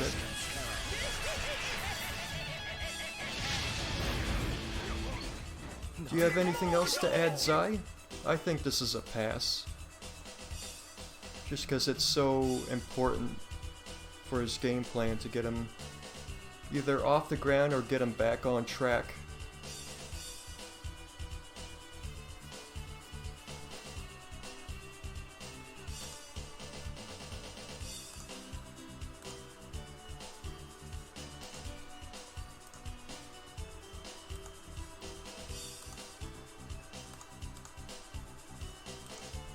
Yes, I did game geezer. HHA, Polnareff, his HHA was a pass, and his GHA was a fail. Speaking of GHA, whoops, this is what it looks like. If it misses, you get this funny animation, but it means you're eating a full combo if you miss this. It does, you can juggle into it. Let's see what Okazemi you get off of it. Oh, does it refill too? But you would rather use, yeah, you'd rather use HHA. Because this guy's combos don't really revolve around ending in GHA. Once you get overcharged, like you're doing this stuff, right? Like, so you know, you're off and away. This is usually used to end matches, right? Would you say it's a fail?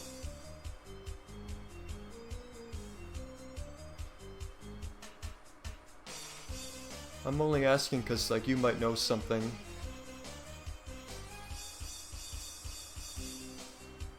Yeah, I figured as much. Yeah, it's a combo ender.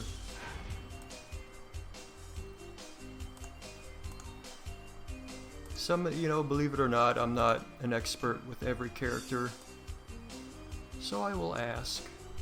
But this one, I know all about. Here comes an interesting one. Yoshikage Akira. Here's his HHA. Very fast. This thing's super fast. It's got deceptive range.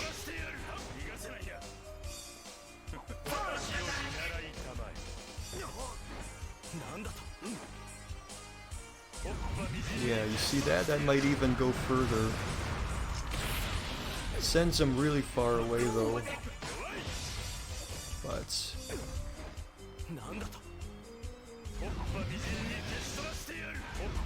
Yeah, look at that range. So as a poke, it's really good.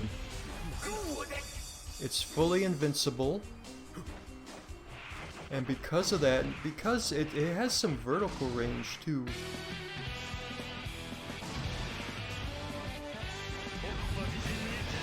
It anti-airs. And even more so, if you're sharp, this will punish sidestep. So it covers all movement. And also, it does a good chunk of damage. 194 just for the fun of it. Despite all the utility, let's just do a big chunk of damage. And it adds a big chunk to his combos. And you end your long juggle combos with it. But do not underestimate this thing. It hits everything. It is absolutely something you should think about just hitting someone with. And because it's so long, you can nail them with a ranged attack sort of like this.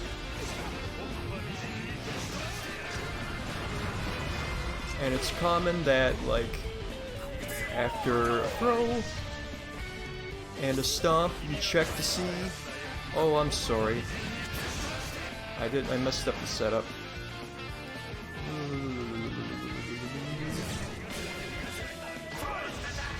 Stomp into coin throw. People like to sidestep during the coin throw. This will dissuade them. And it's 20%. Invincible. Covers a lot of movement. I think it's definitely a pass. This is up there with Brando's eye lasers, in my opinion.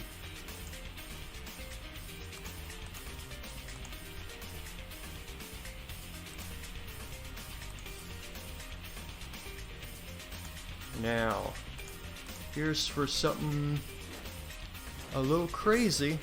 Here's his GHA. Look at him go, Godspeed.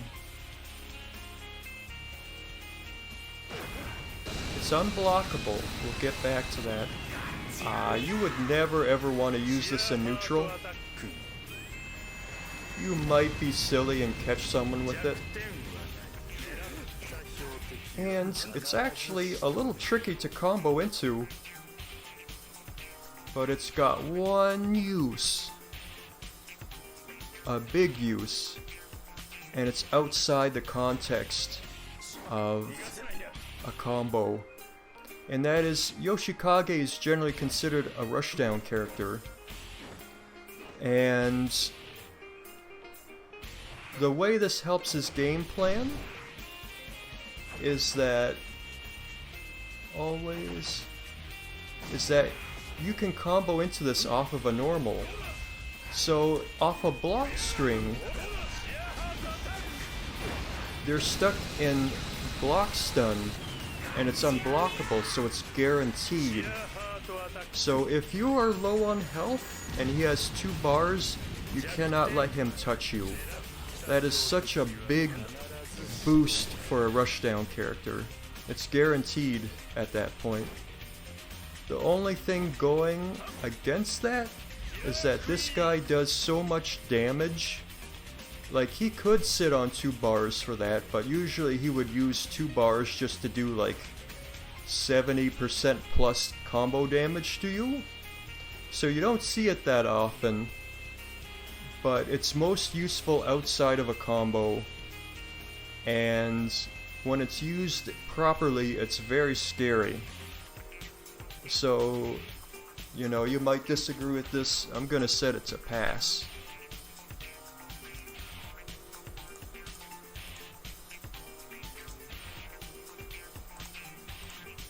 You might be able to bust me down to borderline later if you really twist my arm, but I feel just because it lines up just so.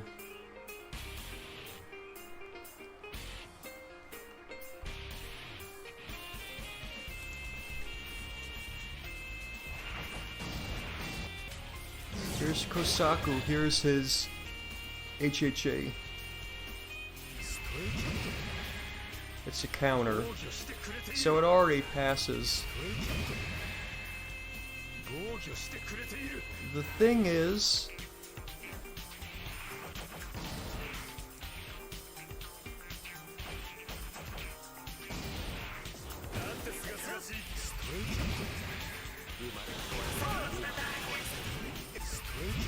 it does a good chunk of damage. Let's see. Yeah, 214. So it outdamages most HHAs. That's a big chunk. Makes you sorry for trying to attack them.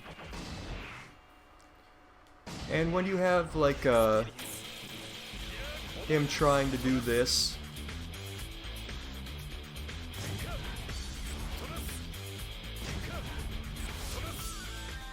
there we go. Trying to, you know,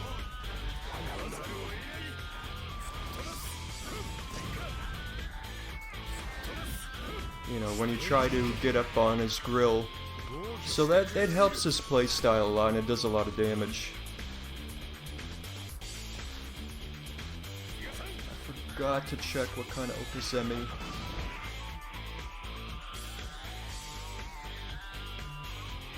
Oh, thanks, Zai. So in Stand On,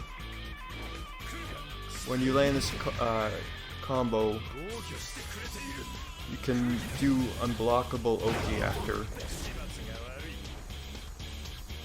So that's cool too.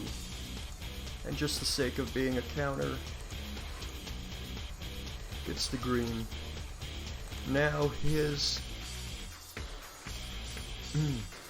excuse me. Now his GHA is a bit tricky. You can combo into this thing, but it's tricky. You can use it as a reversal, and it's tricky. You can use it as an anti-air, but it's tricky to hit. It has a lot of invincibility, but it's a little bit slow startup. It hits a bit more often than you think, but you have to be careful with it.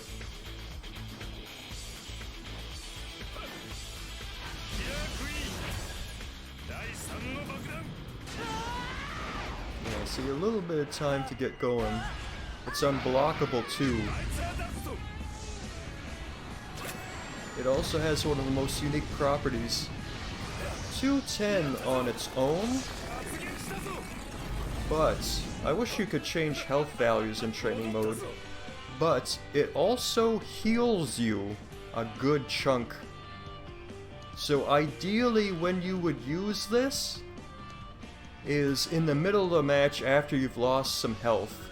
That way it creates the maximum amount of health deficit with your opponent. Very strange.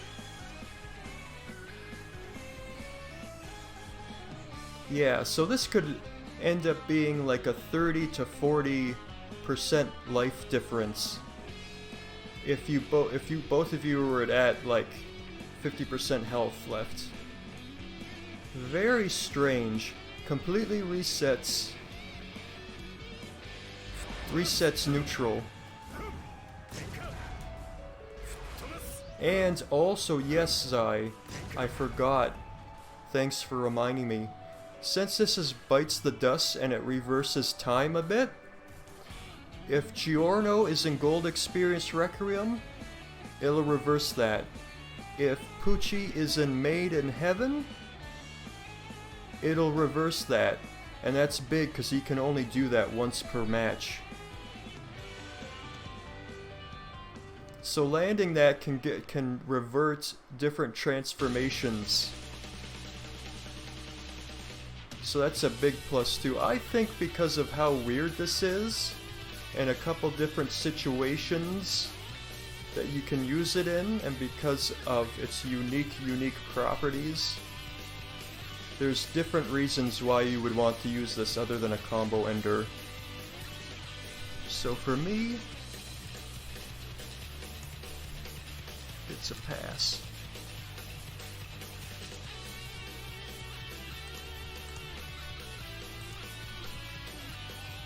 Giorno Giovanna. Yeah, here's his HHA. Travels a bit of different distance. Is invincible. Generally, you want to just combo into this, but oops. The thing is, and you know, I think it can scoop some people jumping, like they land on top of them. But generally, what happens after, it freezes him there, and it guarantees his transformation GHA. Guaranteed. And his playstyle is a ticking time bomb to get 3 bars, just so he can combo into HHA, then transformation.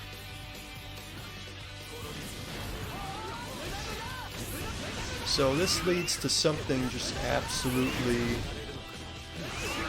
just devastating. And you can be silly with it too.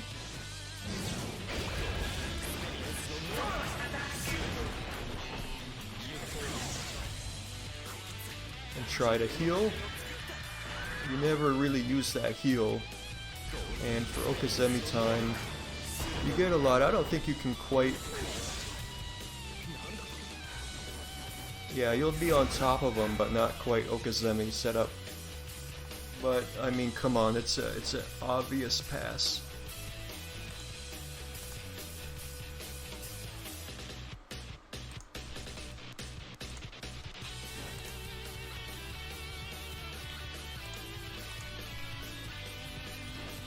Yeah, but the healing isn't very good.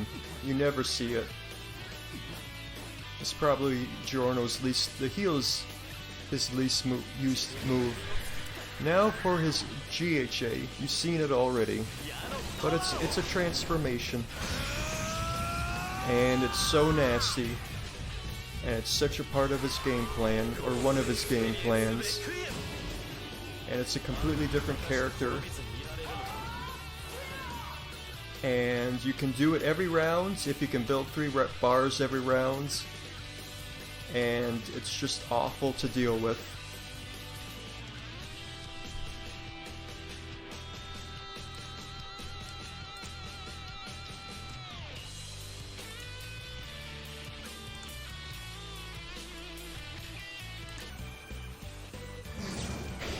Bruno. Here's Bruno's HHA. Travels far. It has super armor. Not invincibility. Oh wow, you've been staying a while. Yeah, Veilman, thanks. Yeah, kind of like Jonathan's a bit.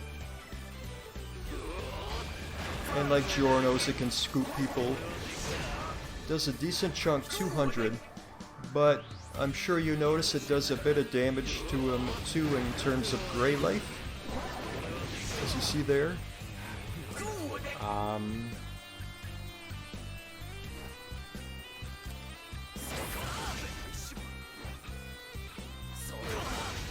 You can combo off of his poke with it, which is nice.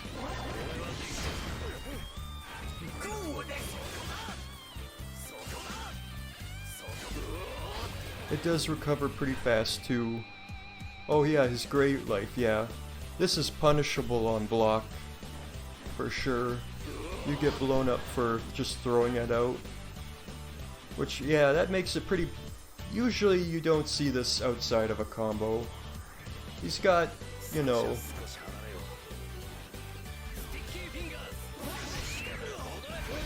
Like, he can do it outside of his zipper. It can, you know, cross up, super.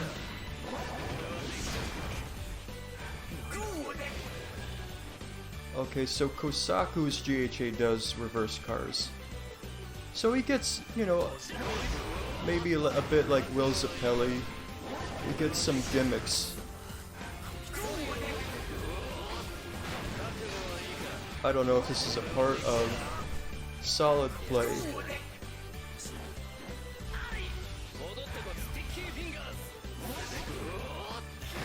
Right.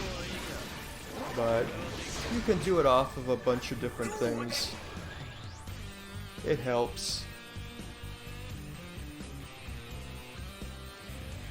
But it resets neutral, which isn't too bad for Bruno. He's more of a neutral character. So I'm deciding whether it's pass or borderline. I'm kind of up in the air with this one.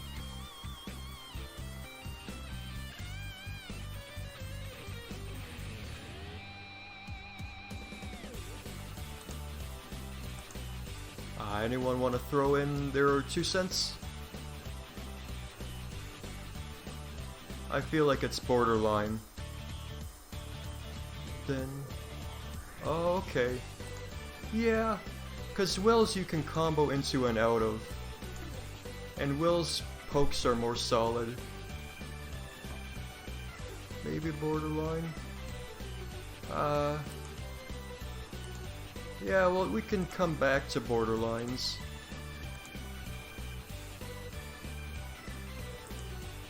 Alright, I think we can all agree on this. Here's this GHA. Some range. Right? Does it hit low? Does hit low. It's a long cutscene. And it's really hard to hit people with, and it's hard to combo into if it's a juggle. Does 300 damage. I don't think there's any special property. I mean, what's the range on this? Yeah, I think it's a projectile too, maybe? Let's see if I can bait Giorno.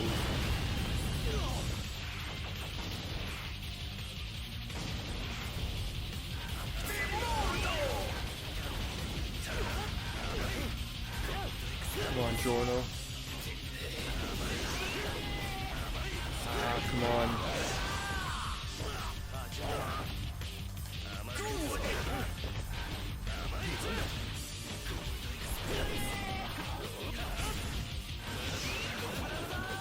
It's not worth it. It's not worth doing it in neutral. You never see it used in neutral. It's just a fancy way of finishing someone off. Right? Let's be real.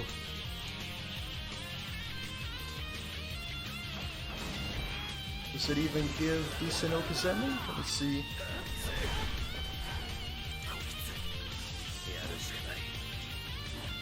I'll watch it one more time since it's so cool.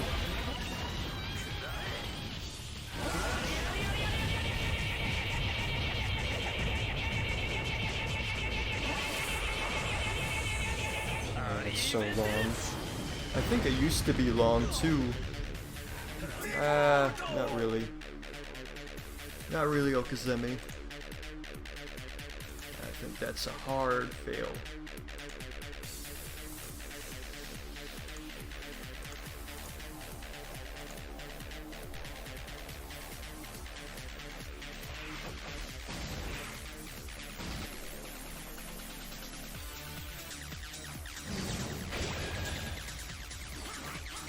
Here's Narancia.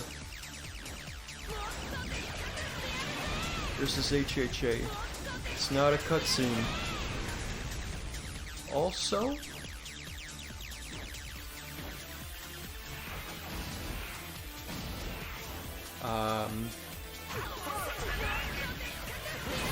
don't want to use it at the end of a combo.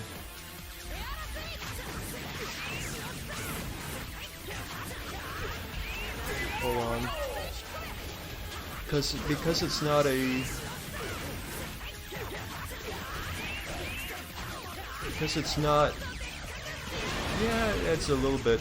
but like something like this.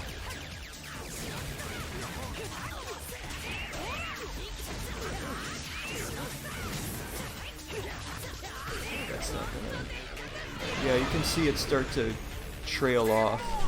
So it's almost always better to use PC flash cancel.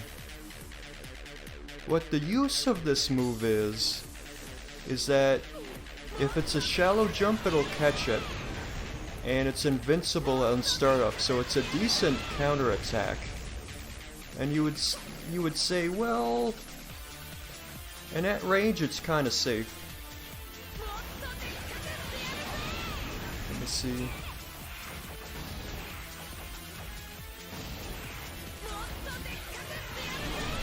Yeah, maybe just barely safe. You don't want to have this blocked though, generally. Generally, I think you'll get punished. I take it back. Main reason to use this is when you're harassing someone with the plane, or they just, you know, they just barely jump over. It's a last-ditch effort. On counter hit, it does good damage. Whoops.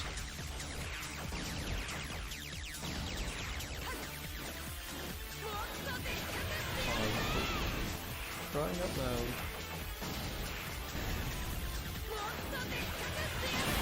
Yeah, you see that 238 counter hit if all the bombs hit.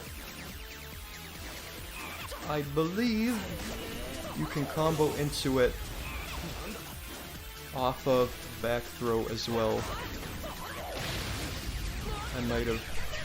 Yeah, okay, so you double the damage of your back throw, almost. If you're close to the wall, side switch at the wall. But generally it's used for counter hits and anti-air, which makes it in and of itself useful because it covers his blasted planes. Because this is cancelable for days.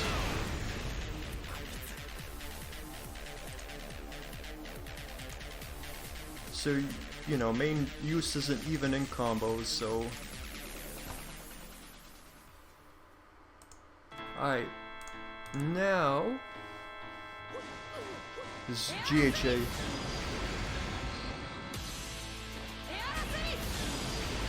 Kind of decent distance. You don't really use it outside of combos, though. It's actually surprisingly pretty safe. The computer will throw it out sometimes, and I have trouble punishing. Does good damage on its own, but yeah, generally...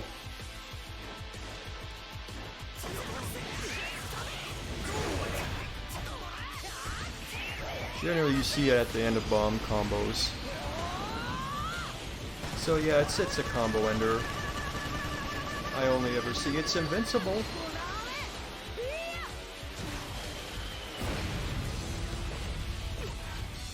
Does good damage too, but it's largely a combo ender. There's no reason to split hairs.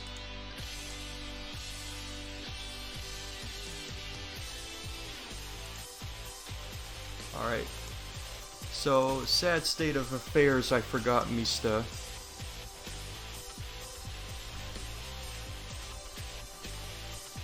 Good thing I double spaced. Just squeeze him in. I always forget someone on these lists. I don't know why. Alright, here's Mista. It's not a cutscene. It's fast. Spreads out over space.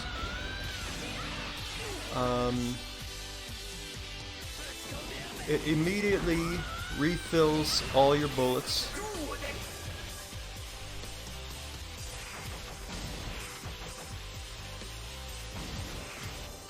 On block, this decent chip, but it's largely safe. So what this is really is like spending 1 bar to guarantee a safe refill. So that's one use. It covers a large span. At certain ranges, it anti-airs.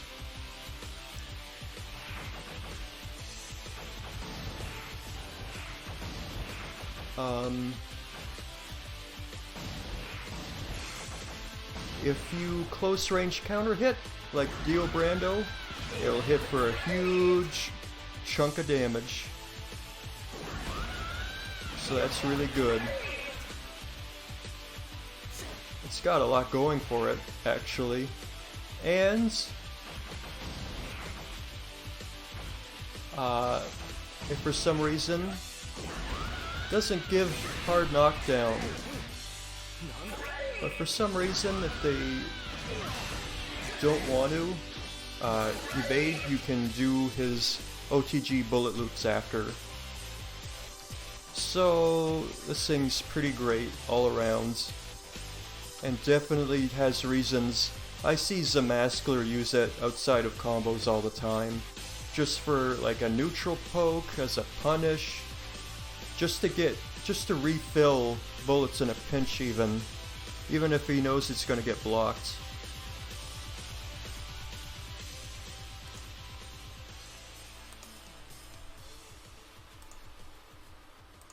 So I like it.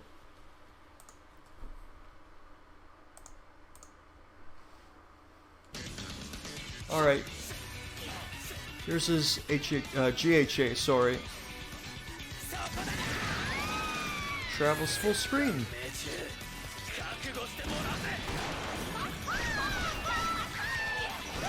It's fast. Not the animation, this takes a while. Does good damage on its own. I swear I've seen a video where he combos OTG bullets after this too. Usually it's his big combo ender though. But it has other uses.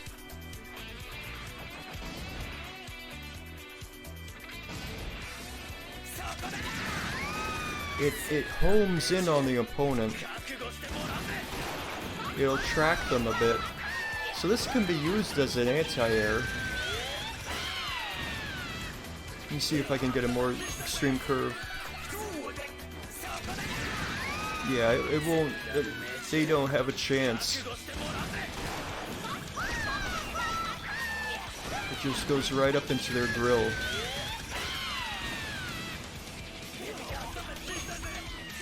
I swear I've seen them. It was Gyro on his horse though. It must be like a just frame or something.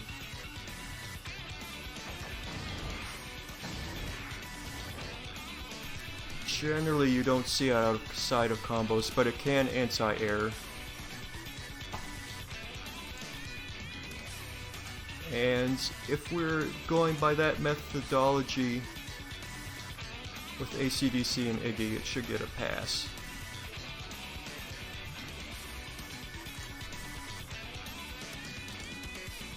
We're getting there. Okay, Fugo. Here's his HHA. It's not a cutscene, so it will scale, but what it does,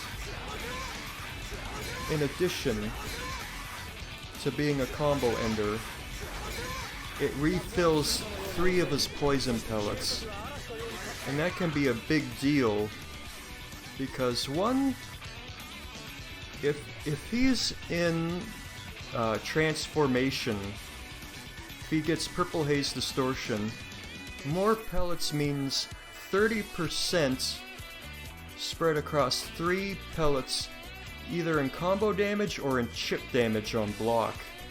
So that's what makes them scary. Also with Distortion, I should do this. So here's it is. Pre-distortion. It comes out pretty quick. I once whiff punished a jab with this. So 134 plus a tiny bit of poison. Here's what it'll look like with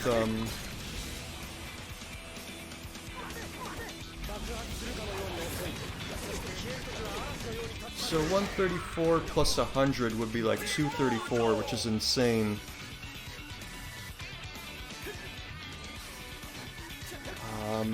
because it refills his pellets and because it's not a cutscene, so it has some benefit outside of damage.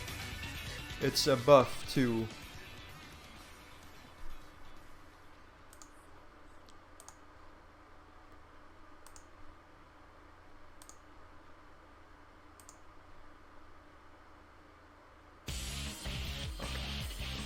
Now, so his GHA, whether this hits or not, he gets a transformation. Purple haze feedback.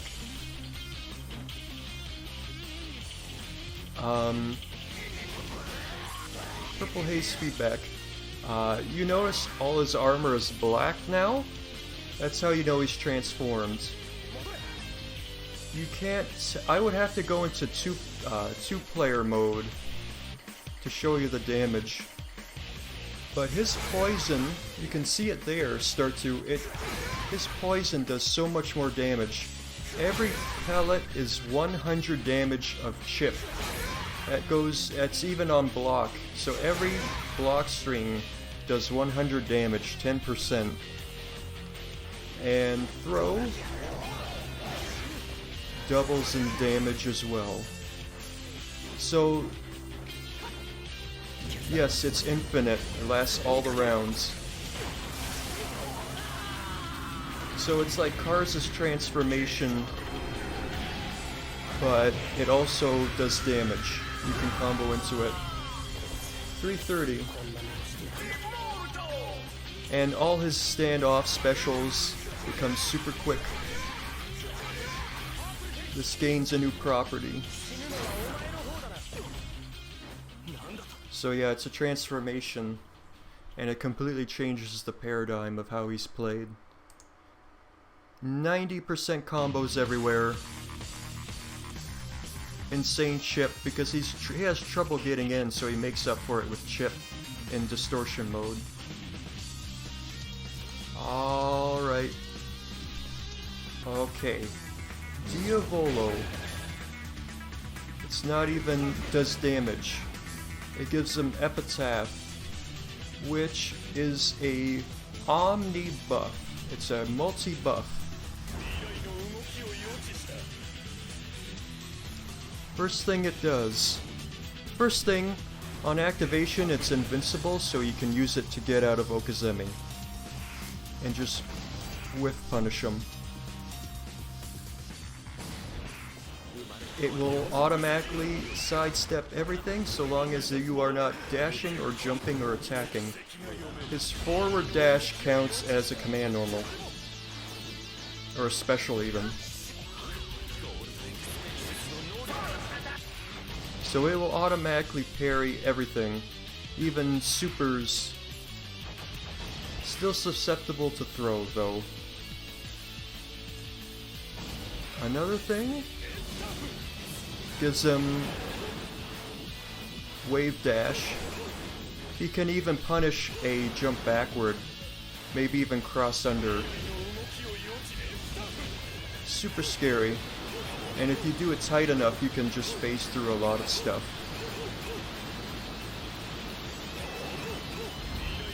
Third thing, and this is something people don't know, is that when you activate his HHA, it seals, it destroys their ability to parry, to stylish dodge as well during Epitaph.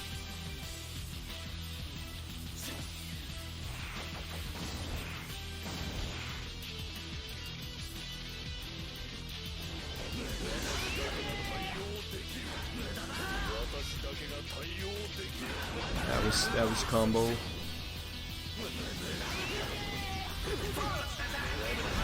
You can do it during Epitaph and it doesn't count as a move. So people tend to get kind of cheeky during his combo time. Oh god. During his counter time.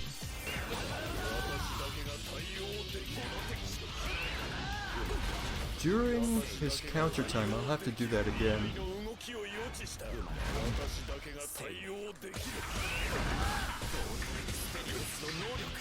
Man, oh man.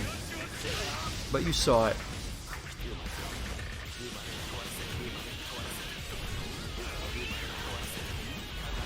For crying out loud. You saw it, but come on. There. So it lets you do that. That means they can't just mash parry during that, so that's a fantastic way to end. Okay, that's a fantastic way to, and scary way to end a round. You get the counter during counter time, do epitaph. They have to be able to block what you're doing. You just have to decide what you're going to do quick and do it quick, because it eats up some of that time. Alright, so that is obviously... I didn't have to go into that much depth, but just for people that wanted to know the full extent. Now, GHA is a counter, so that's an auto pass. This is the counter though. It does, I think, like 40% without rage. With rage, since it's a single hit, it adds a chunk of damage to that. 420. Wow. So with rage, it does even more. So when you have a character like Giorno or someone with less than 1,000 health, if they're at 50%, it's kind of like that long animation that people complain about, that was used as that can be used as an example. Everyone sort of like holds on to their butts because it's like almost like a Tekken 7 slowdown. See if I can show you where everyone goes, oh, is that gonna do it? Do it, Giorno, you punk. No.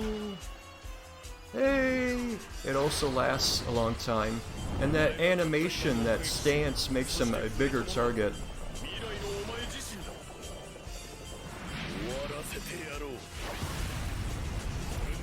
Get Okazemi off of it too, wow. And here's the thing, you're not going to see this too often because Diavolo is known to build meter very slowly, and so part of his balance is you won't see 2 bars very often.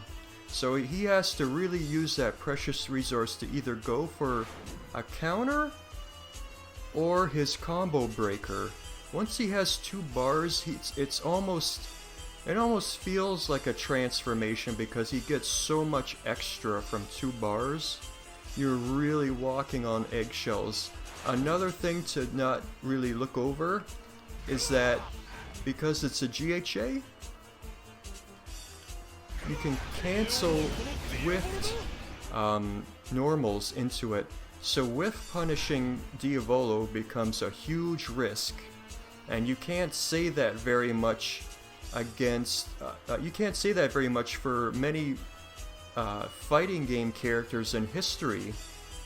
With punishing someone is like a big deal usually. And his combo breaker, it makes people want to use shorter combos just so it doesn't happen. So it's integral, this move. I could have just left it at it's a counter, but it's so integral to what Diavolo is. And I hope that helps you, Veilman. Okay. Jolyne. Here's her HHA. It's fast, it's long range.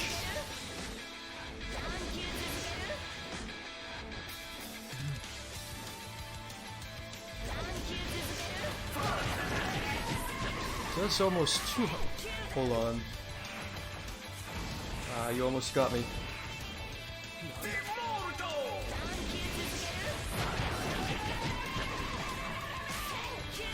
So it does 160. So as a whiff punish, it's pretty good.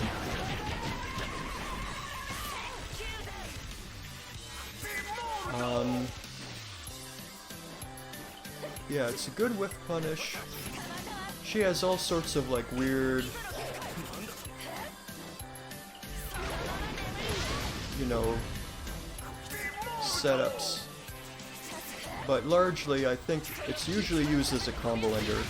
But it can be used to whiff punish. It's very fast. It's so fast you could probably use it as a reversal.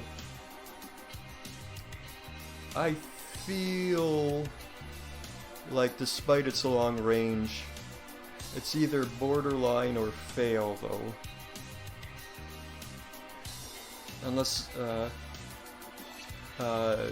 Zai, unless you got something to say. You studied Jolyne a lot.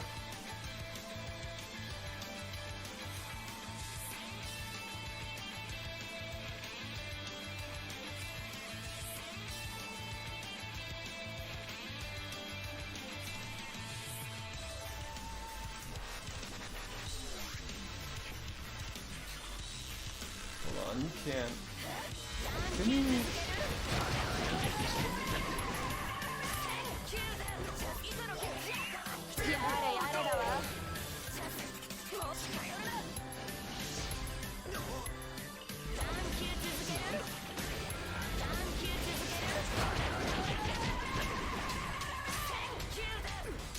Oh, not in open field you can't.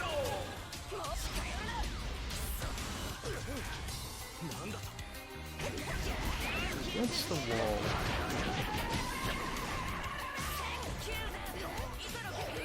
No, I don't think so.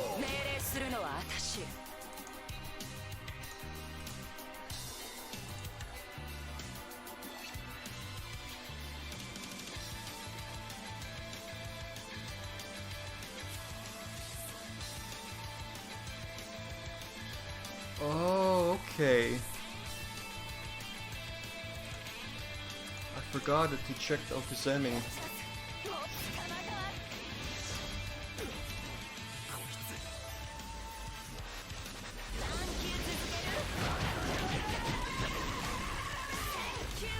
Oh wow, yeah.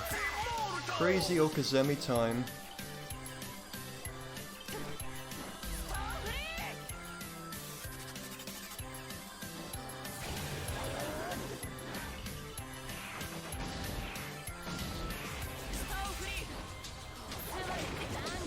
I see what you mean.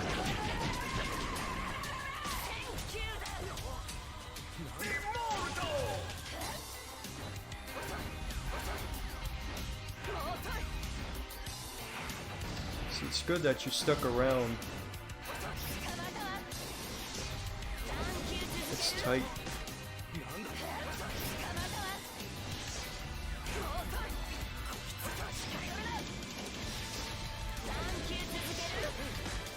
Yeah, I'd rather taunt combo too. Maybe it's only on certain characters. Giorno might be too thin. So what's your opinion, Zai? Gives good Okuzemi, it's fast. It lets you combo off of anti-air, S-on, rapid patch. Okay. Let's give her a pass. It's got enough going for it.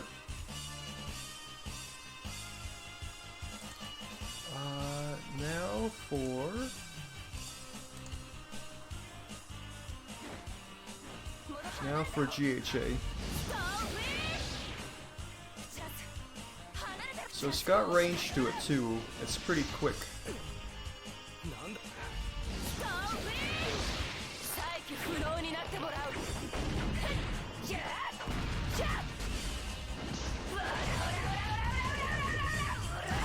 Damage. And it gives Okuzemi time, that's good. The only other thing I can think of... Can it...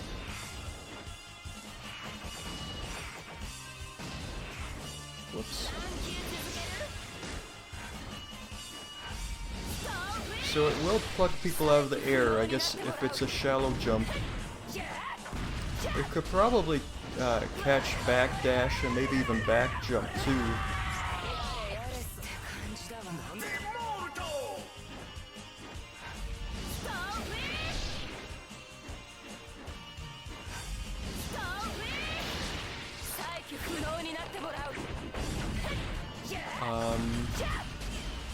Oh, one more thing. So yeah, you can catch people with it. That's pretty good. I don't know if it's on the same level as Yoshikage Akira. Oh wait, yeah, always stand. The only other thing I can think of is it does a ton of guard gauge. Let's see if I want to see it just in case.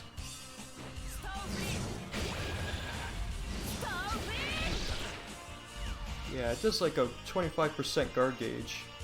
So if you were like, I don't know if there's how often guard gauge gets low with Jolyne, but like, yeah. Let's see how much it scales.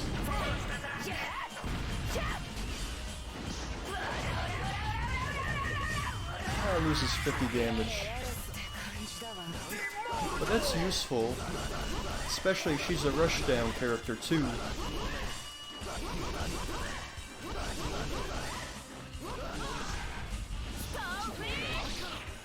Yeah, I can see that ending rounds.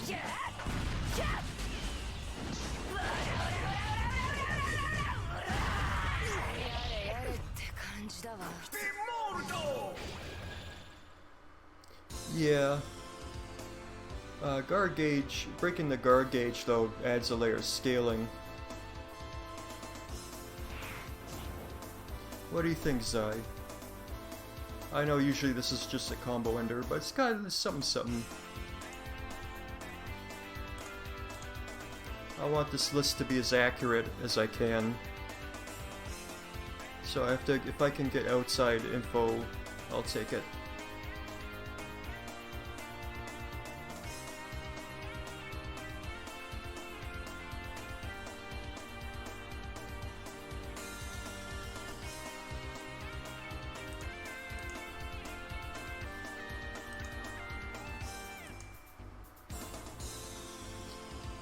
Yeah, but that means, yeah, it's alright, I covered Dio already.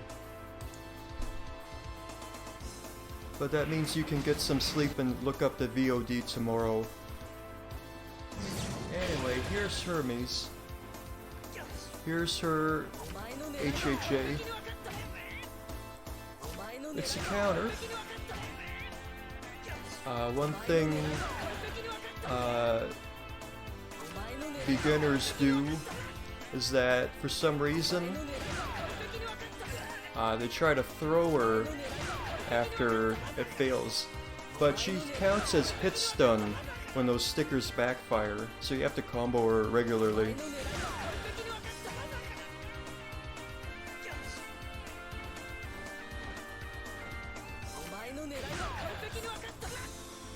It does a good chunk too.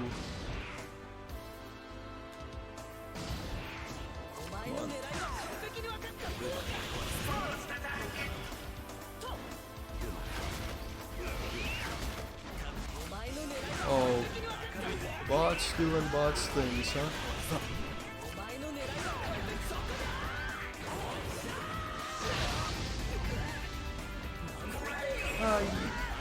You might be on top of them, but the stickers backfiring kind of keeps you from doing Okazemi. It will give you enough time to put on stickers though.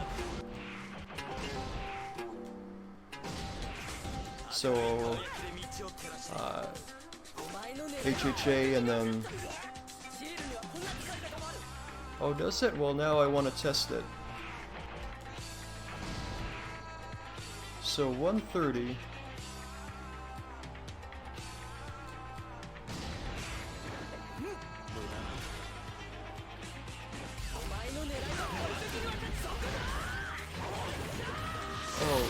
Okay, sorry, it was 220 versus 270. 270 is really good. Ouch.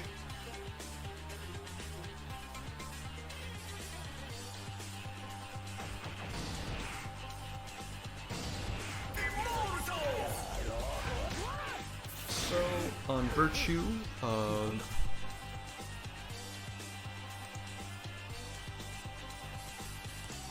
being a counter, Giving you a little something. Give it the green.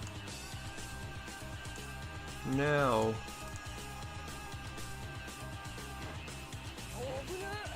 the GHA. It's kind of short range, it's invincible.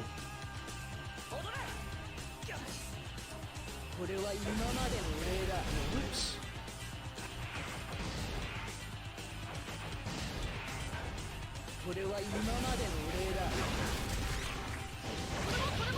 It's a long cutscene too.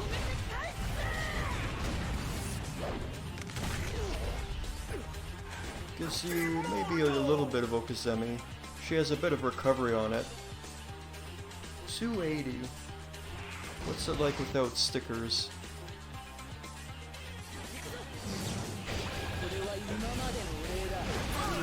280.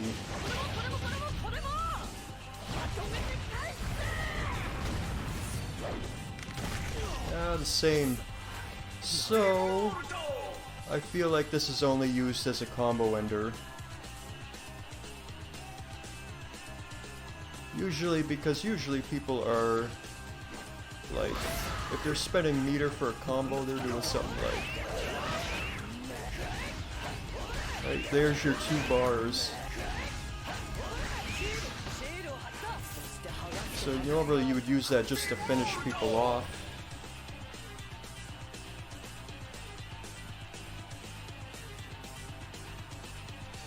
I tested it, Zai, it's the same. It's 280 for both.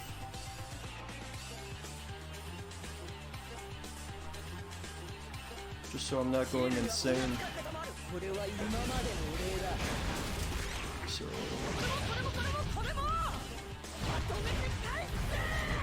I think this is... Yeah, I think this is a fail though, because... Even though it gives maybe a tiny bit of Oki, like, you would be better off spending your meter on, like, flash cancels with this character, so it's mostly just for finishing off a round.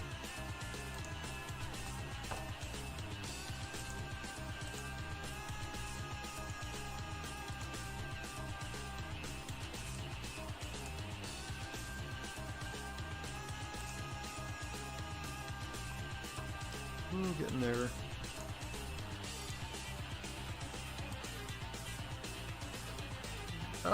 The recovery kinda gets in the way. She like does this pose after.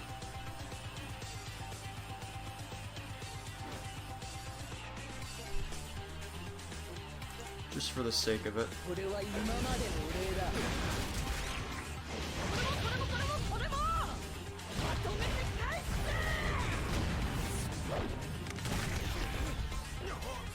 Oh yeah, you're right. Just a little bit, but you don't see it very often. Because people would rather use flash cancel. Like 2 bars, you would get meter back too and do more damage.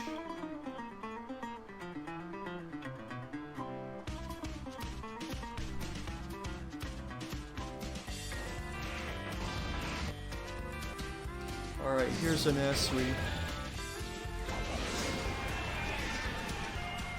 You can charge it too. Not quite sure what you would use that for.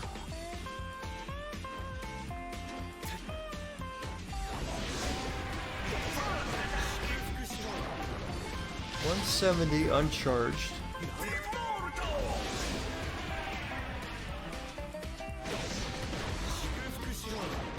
Still 170.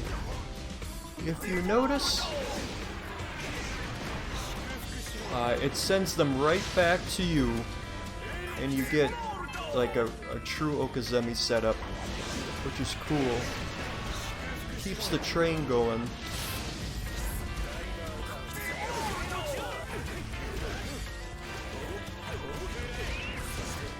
Whoops. And you can juggle into it. If I didn't just do the brainless ender, hold on.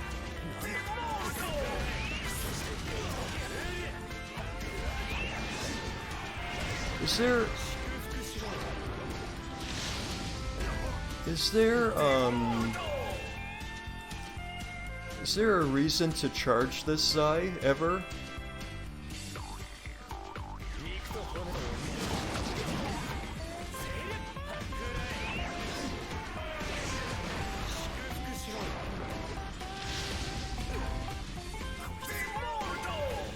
It does, if you saw there, command throw into HHA makes it do almost 300, so you get full combo. It makes command throw do full combo, which is really good. Sends them right back to you, gives you full Okazemi.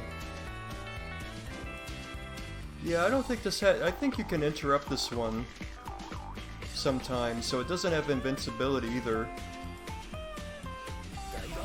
So it's up to you, Zai. Is giving his command throws more damage, does that count? It does give good Okazemi after too. Alright. I had a sneaking suspicion that was it too.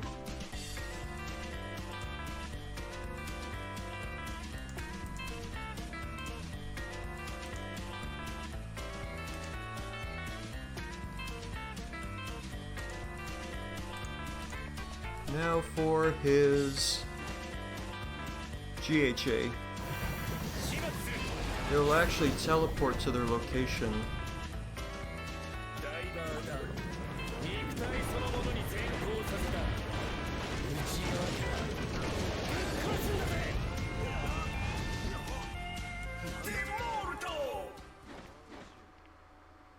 So it does 300, which is about average.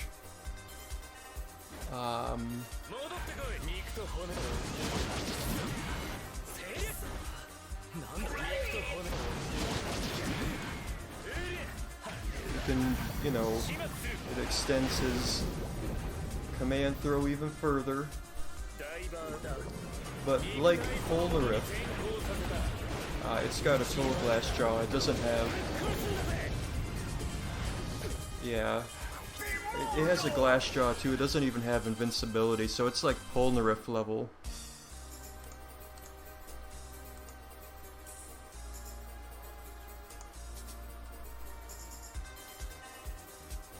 Whoops, sorry. So that's double fail for Annasui, been a while.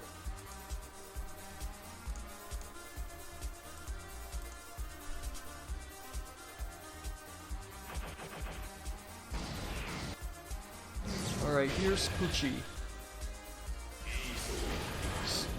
Starts up quick. The beginning has... Only the beginning has invincibility though. After he reaches it like halfway, he's fully vulnerable to like projectiles and supers and that, so watch out. Don't do this from downtown.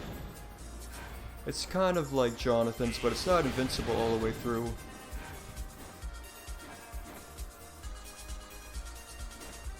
Kinda quick though.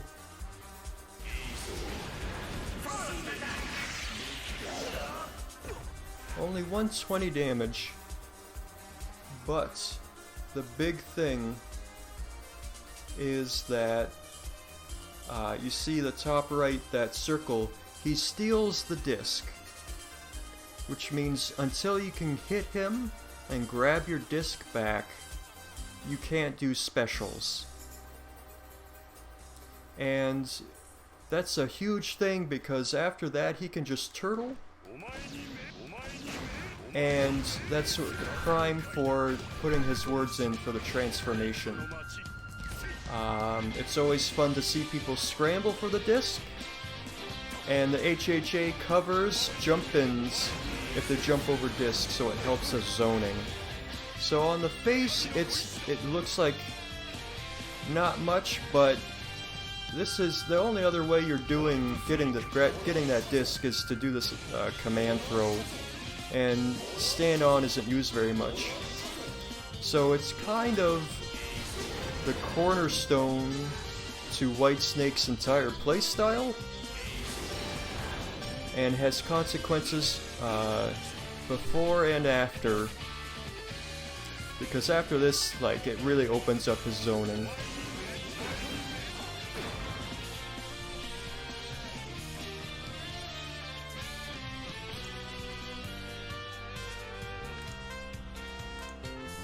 So, in my book, Pucci gets a pass.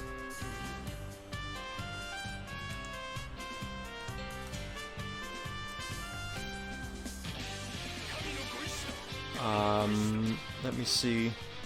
Pucci does not have a GHA in Whitesnake at all. So that's kind of kaput. What he does have, though, let me do it.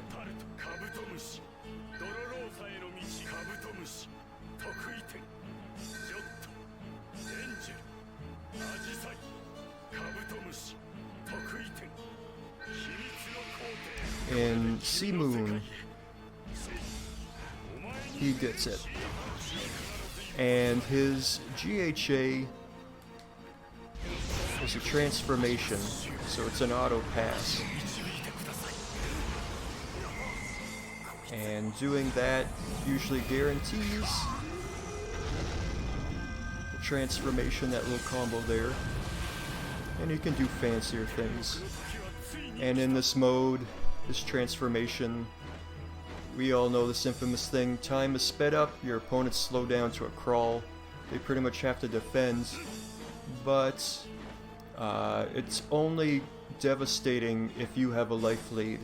If this is your idea of a comeback mechanic, it can backfire spectacularly because they only have to survive.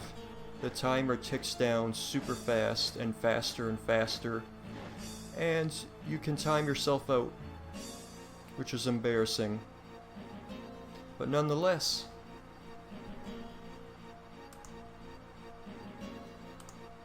it is a pass by default. So, Johnny is weird in that his HHA changes at each level, like Act 1 through 4, it changes. So here's his first one. Act 1 HHA.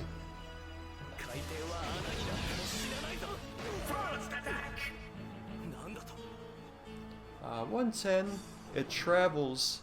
I think it tracks. It's really hard to juggle combo into it.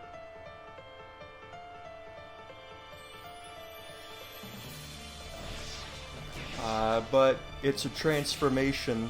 Act 2, his projectiles all change.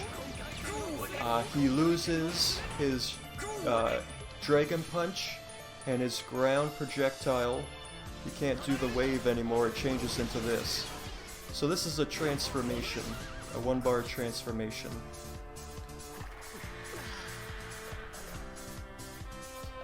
Act 2, you cannot do it on the horse. You can only do it on the ground. This tracks even faster, but it has trouble tracking jumps, oddly enough. It does 168, which is good. It's also another transformation because you gain the teleport bullet and the teleport.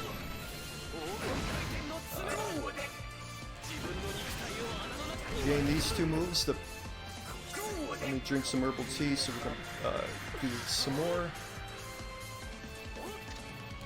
Sorry. But the teleport's really helpful for getting out in a pinch. His last super Act 3 HHA can only be done on the horse. So going through the normal chain can be really annoying, especially having to be on the ground for that middle part. I don't know why they did that. Here's the final one. It's fast, it's invincible for days. It does 211 on its own. It's almost like Wamuu. It always does so much damage. You go, the combo really did that much, huh?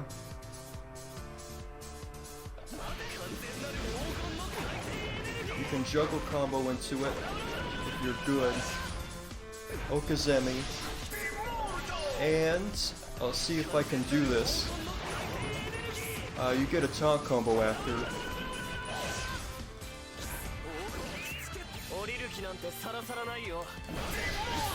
Yes, and the corpse part, one corpse part even boosts it even further. Let's see, 211. Oh right, I already had a corpse part. Oh shoot. But since almost all his... Oh, I forgot, in Act 4 it's a transformation again. You gain the style bullets.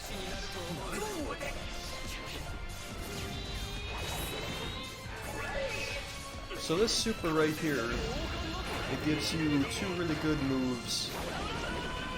If done in Act 3, gives you a taunt combo. So new combo routes, Okazemi, it's a good reversal. It's just, it helps make some pain in more than one way. So all of them, because they involve a transformation somewhat, they all get a pass. And the final one's just really good all around.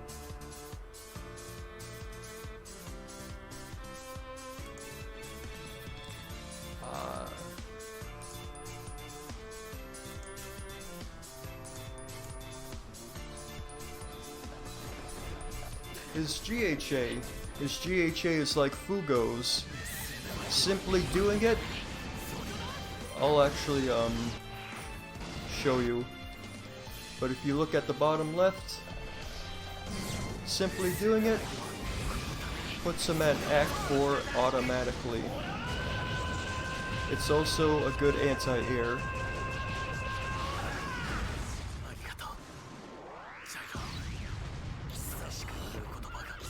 And it gives you a little Okazemi time.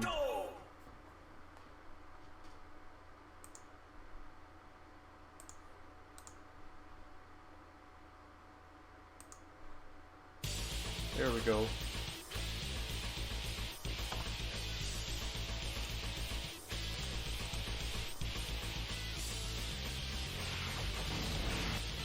Okay, Gyro's HHA. Goes the whole way. 182 damage. On its own, that's a lot. Does it do less damage on his horse? Or off his horse? Yeah, well, that's weird. Is it up close?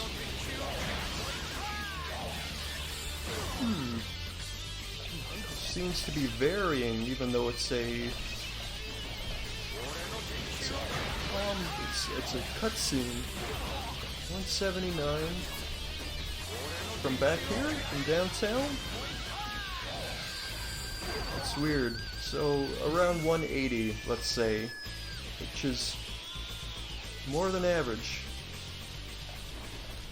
If you have your corpse part, if you have your steel balls out, it will automatically refill them, kind of like Mista.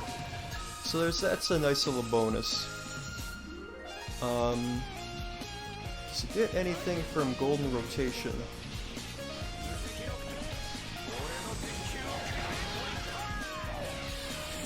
a little damage boost. After this, hold on, that's good. Oh, okay, so damage scales with the spin meter. That's interesting.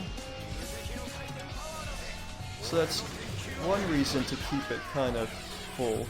If you're sharp, it gives a combo. Obviously in Golden Rotation, like that's a full 300 damage combo.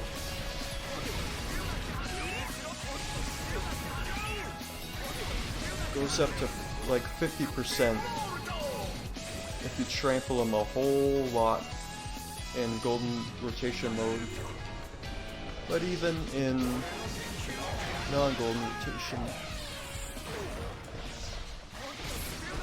Get little bits. You can extend its damage. And because it is, you can do that, it gives good Oki time. And it's short too, cutscene's short.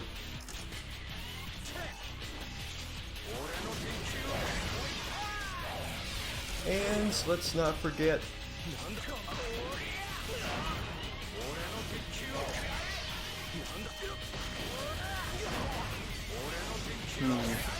you can combo off a back throw with it. If I can do it. One last time. Ah. Come on. There you go. And since it throws you so far away, besides Okizeme, it lets you get back on your horse. It resets neutral for you if you want it.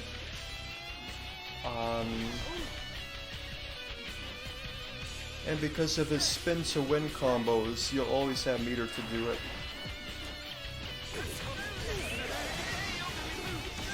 Yeah.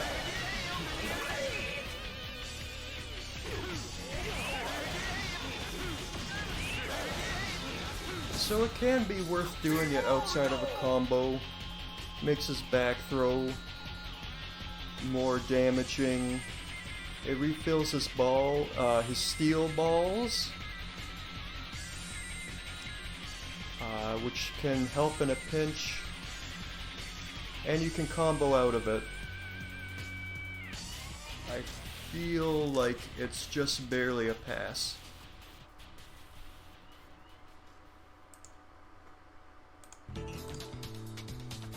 Just little tidbits that push it.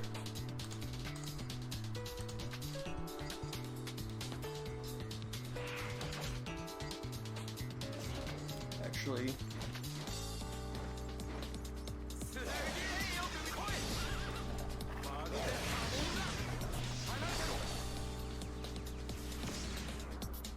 oh yeah, and gathering corpse parts too, yes. Okay, now I almost left. His GHA is also long range. I believe it has some I believe it's invincible. It does 305, which is average. It gives you full golden rotation. It gives you golden rotation after too.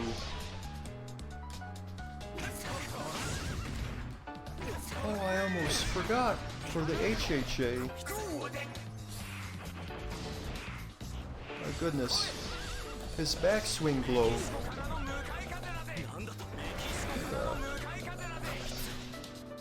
There you go. Come on.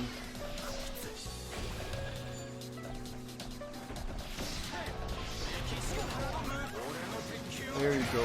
So as an anti-air, his backswing blow. Yeah. But anyway, his GHA.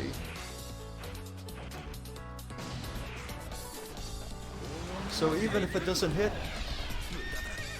it does like 50% guard gauge, man.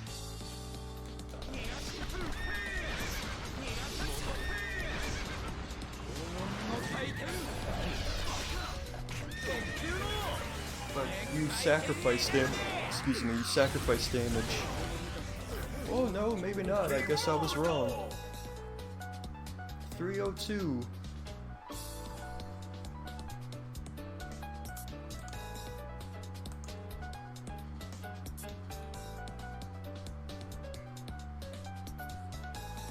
Oh yeah, it's the shortest. Yeah, it's short. Yeah, that's useful. That's almost, it's not quite Yoshikage Akira GHA. But that's interesting, I overlooked that. Yeah, like just a smidgen less than 50% it's gonna hit. And it gives you gold rotation too for free. I think Anakin anti-air.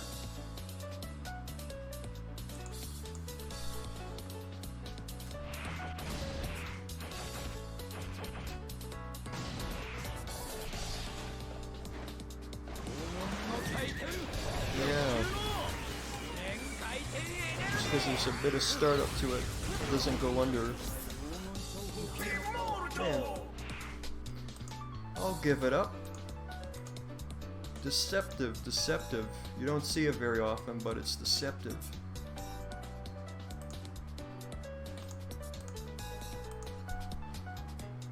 Just because it gives gold rotation too. Let's stop this annoying jump. A funny Valentine. HHA as a counter.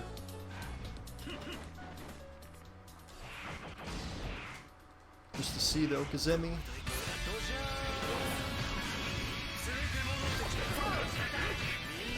$230. It resets neutral. But resetting neutral isn't bad for Valentine because he likes to either turtle or just play the neutral. Wow, 230 damage. That's pretty good. And it comes out quick. I think it's hard to judge whether it's frame 1, but it's fast enough. It's a little bit of an oddball. I think, yeah, close enough anyway.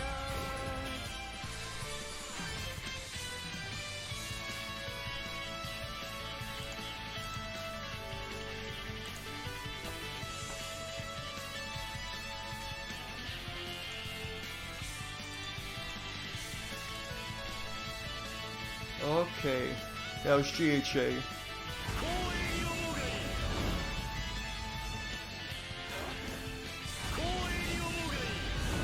It's unblockable, but it's slow. You can jump out of it like ices.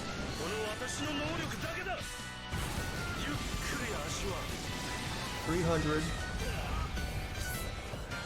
gives you a jump in setup after.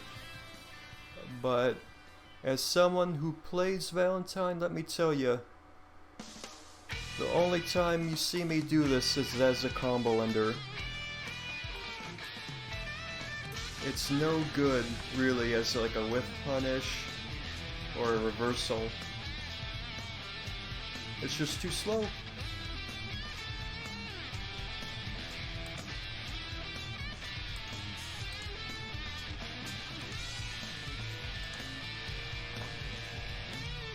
Too slow.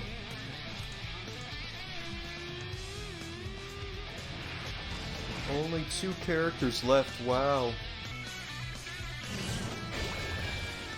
Okay, here's Josuke 8 or Gappy. Here's his HHA. Doesn't go all the way.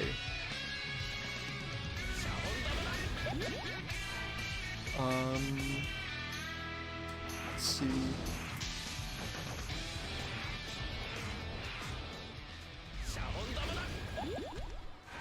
I think it remains neutral if it's used at further away, which isn't too bad. I think close up, yeah, you're gonna get punished. But don't hold me to that about the safety of it. You wouldn't do it. You don't usually. The big reason this HHA is so loved isn't the range.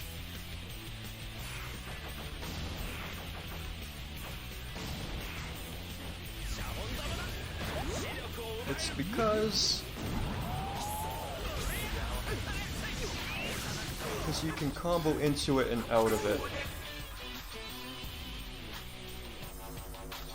And that's such a big crux of what makes him so dangerous, because then even little bits like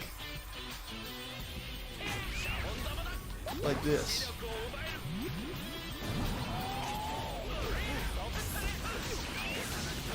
I keep doing the wrong special. Sorry.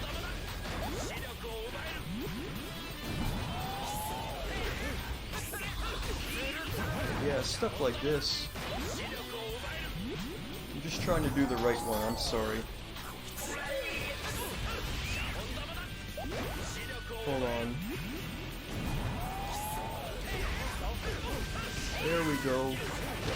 And then you would do the juggle combos at the wall, which gives them huge damage.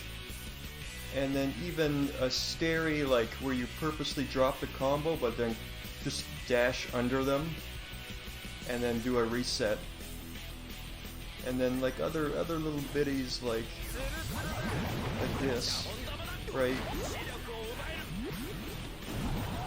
But the big thing is this, his huge 2M poke becomes a full combo starter.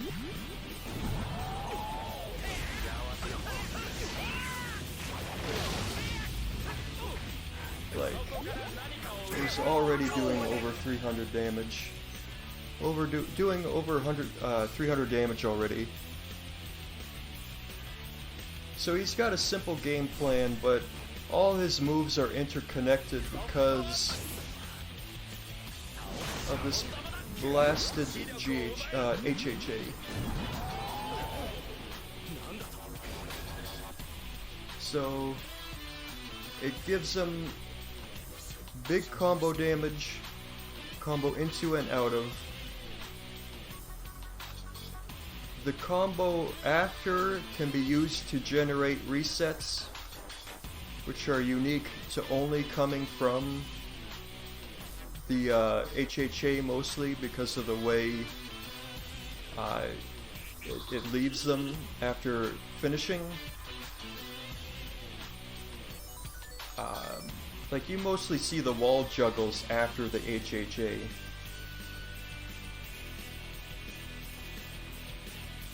Then at anti-air,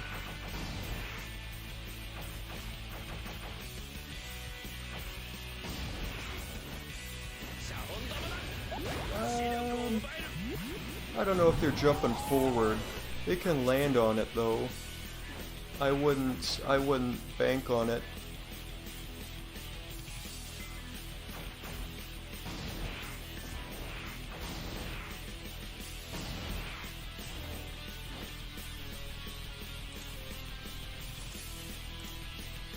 I feel like it's so pivotal to, even though his game plan is a little bit limited, his HHA ties the whole thing together.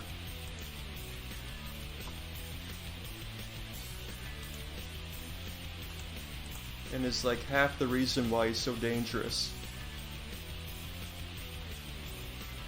Now for his GHA. Travels the whole screen, but it's pretty punishable on block.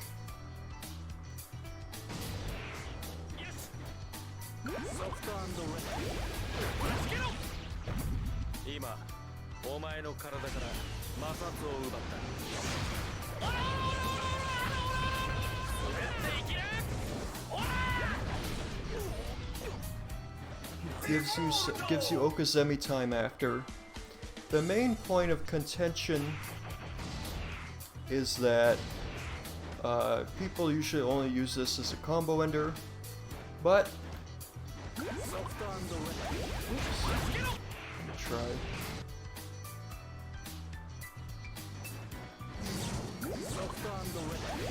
Yeah, it has homing properties, so it can be used as an anti-air.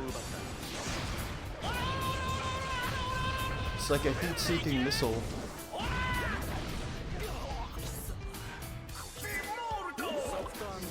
Yeah, you see it really change trajectory there.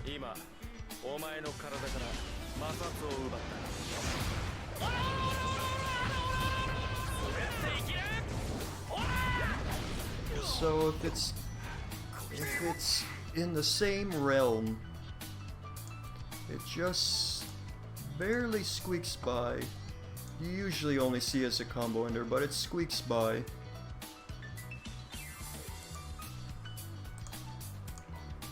Ooh, it's been a while, but we're out of the last character.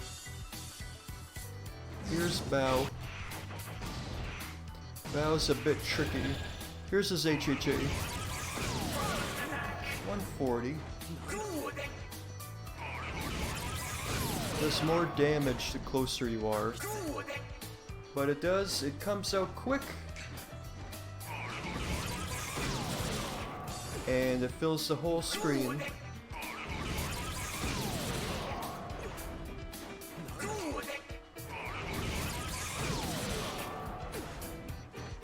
How much Okazemi time you get depends on how close you are, but if you do it as a combo ender up close, you'll get Okazemi time.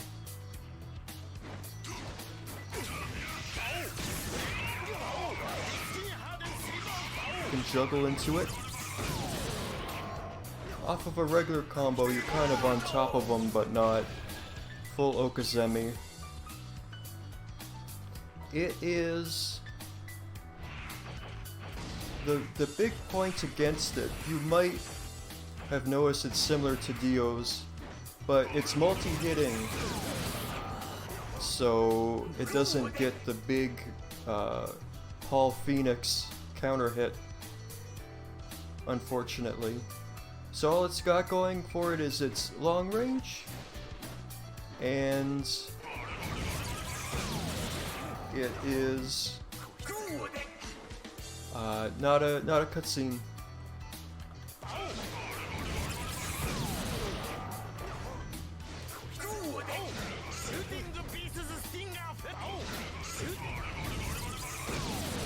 That combo? Yeah, that comboed. So a straight projectile will hit him. That won't combo.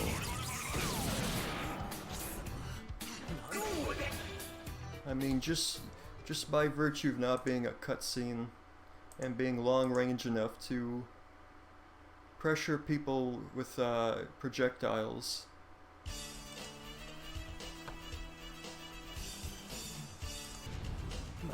Zai.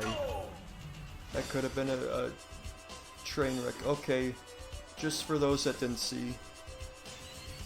Just for those that didn't see, sorry about that. I am real bad for that. It's you know, the stereotype.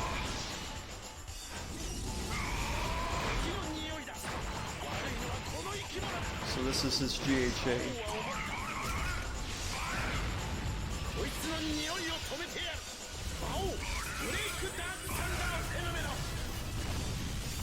$300. But it's also long cutscene. Feels, yeah. Other GHAs give some decent OP too, but it's a combo ender.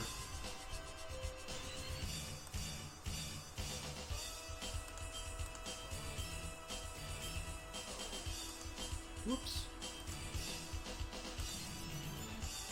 Okay. Alright, let's go through the borderlines real quick.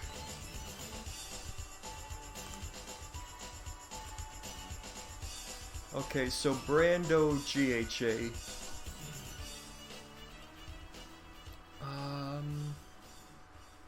Let's see.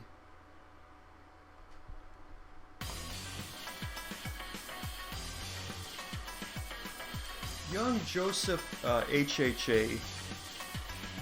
If things are squeaking by just by being an anti-air, I feel like it should be a pass.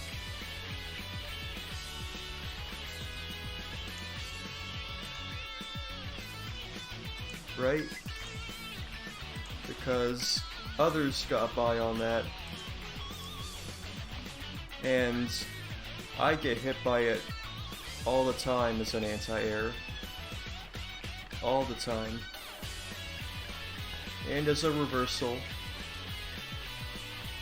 It's really annoying on its own, so I'll give it a pass.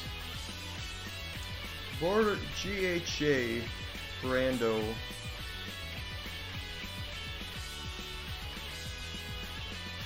Let's see. Lisa, I feel comfortable as borderline. Esidisi, if it's like Iggy's, I believe we agreed to set this to pass. Brando, I'm leaning more towards fail.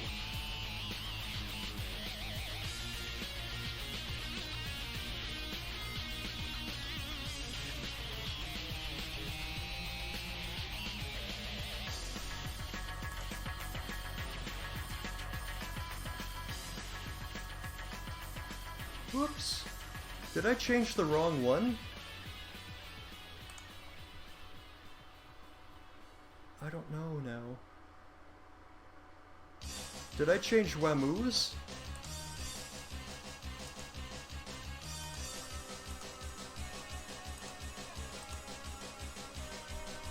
Shoot.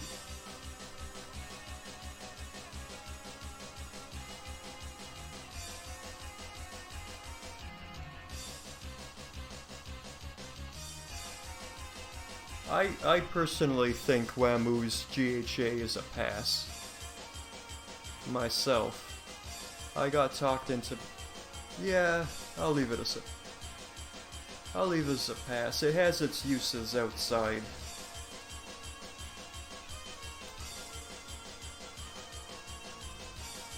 I'll review the VOD. I might change it back to borderline if that's what happened. Brando, I feel like changing it to fail, because other times we said even though it gives good Okazemi, it doesn't necessarily change it into anything other than a combo ender or a move that has invincibility.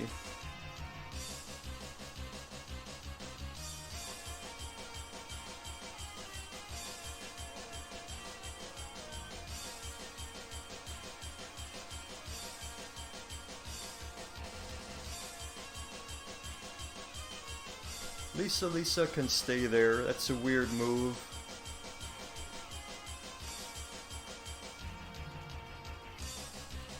Bruno is also kind of halfway there. It has other uses, but it's mostly a combo ender, but it's got things.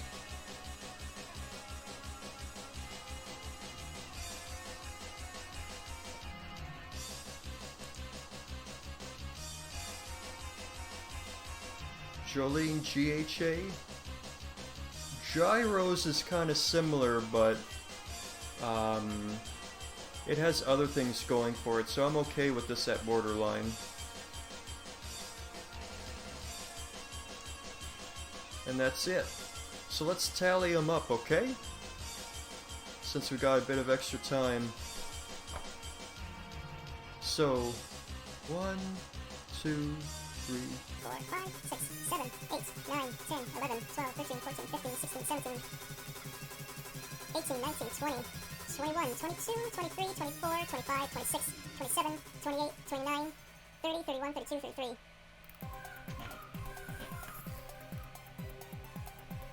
One, two borderlines. And 1, 2, 3, 4, 5, 6 fails for HHAs. Some of them got by default and not being a cutscene, but most of them you can agree that they got something else going for them. So that's really impressive for HHAs. And I'm pleased with that. 1, 2, 3, 4, 5, 6, 7, 8, 9, 10, 11, 12, 13, 14, 15, 16, 17, 18, 19, 20.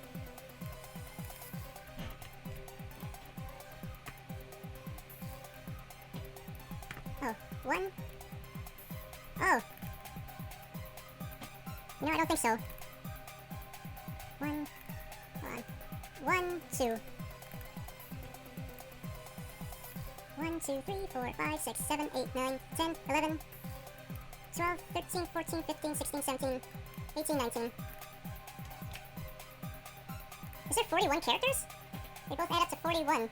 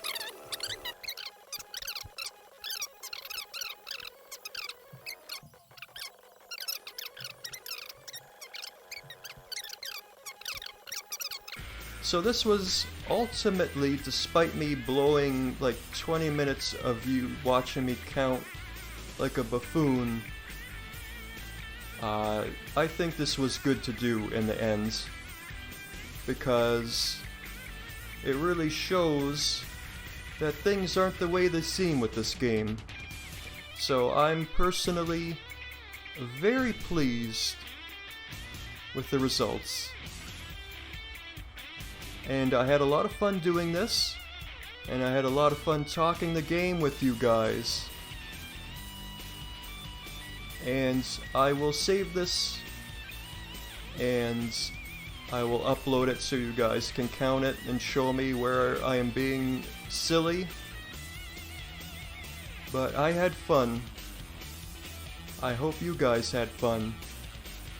The VOD will be up, and I will download the VOD and chop it up so it's more speedy, cut out some of the fat, and then put timestamps. And then the only downside, I think, is 1 or 2 times I left the chart up and having to use the video for some of the characters. But overall, I think this was a big success.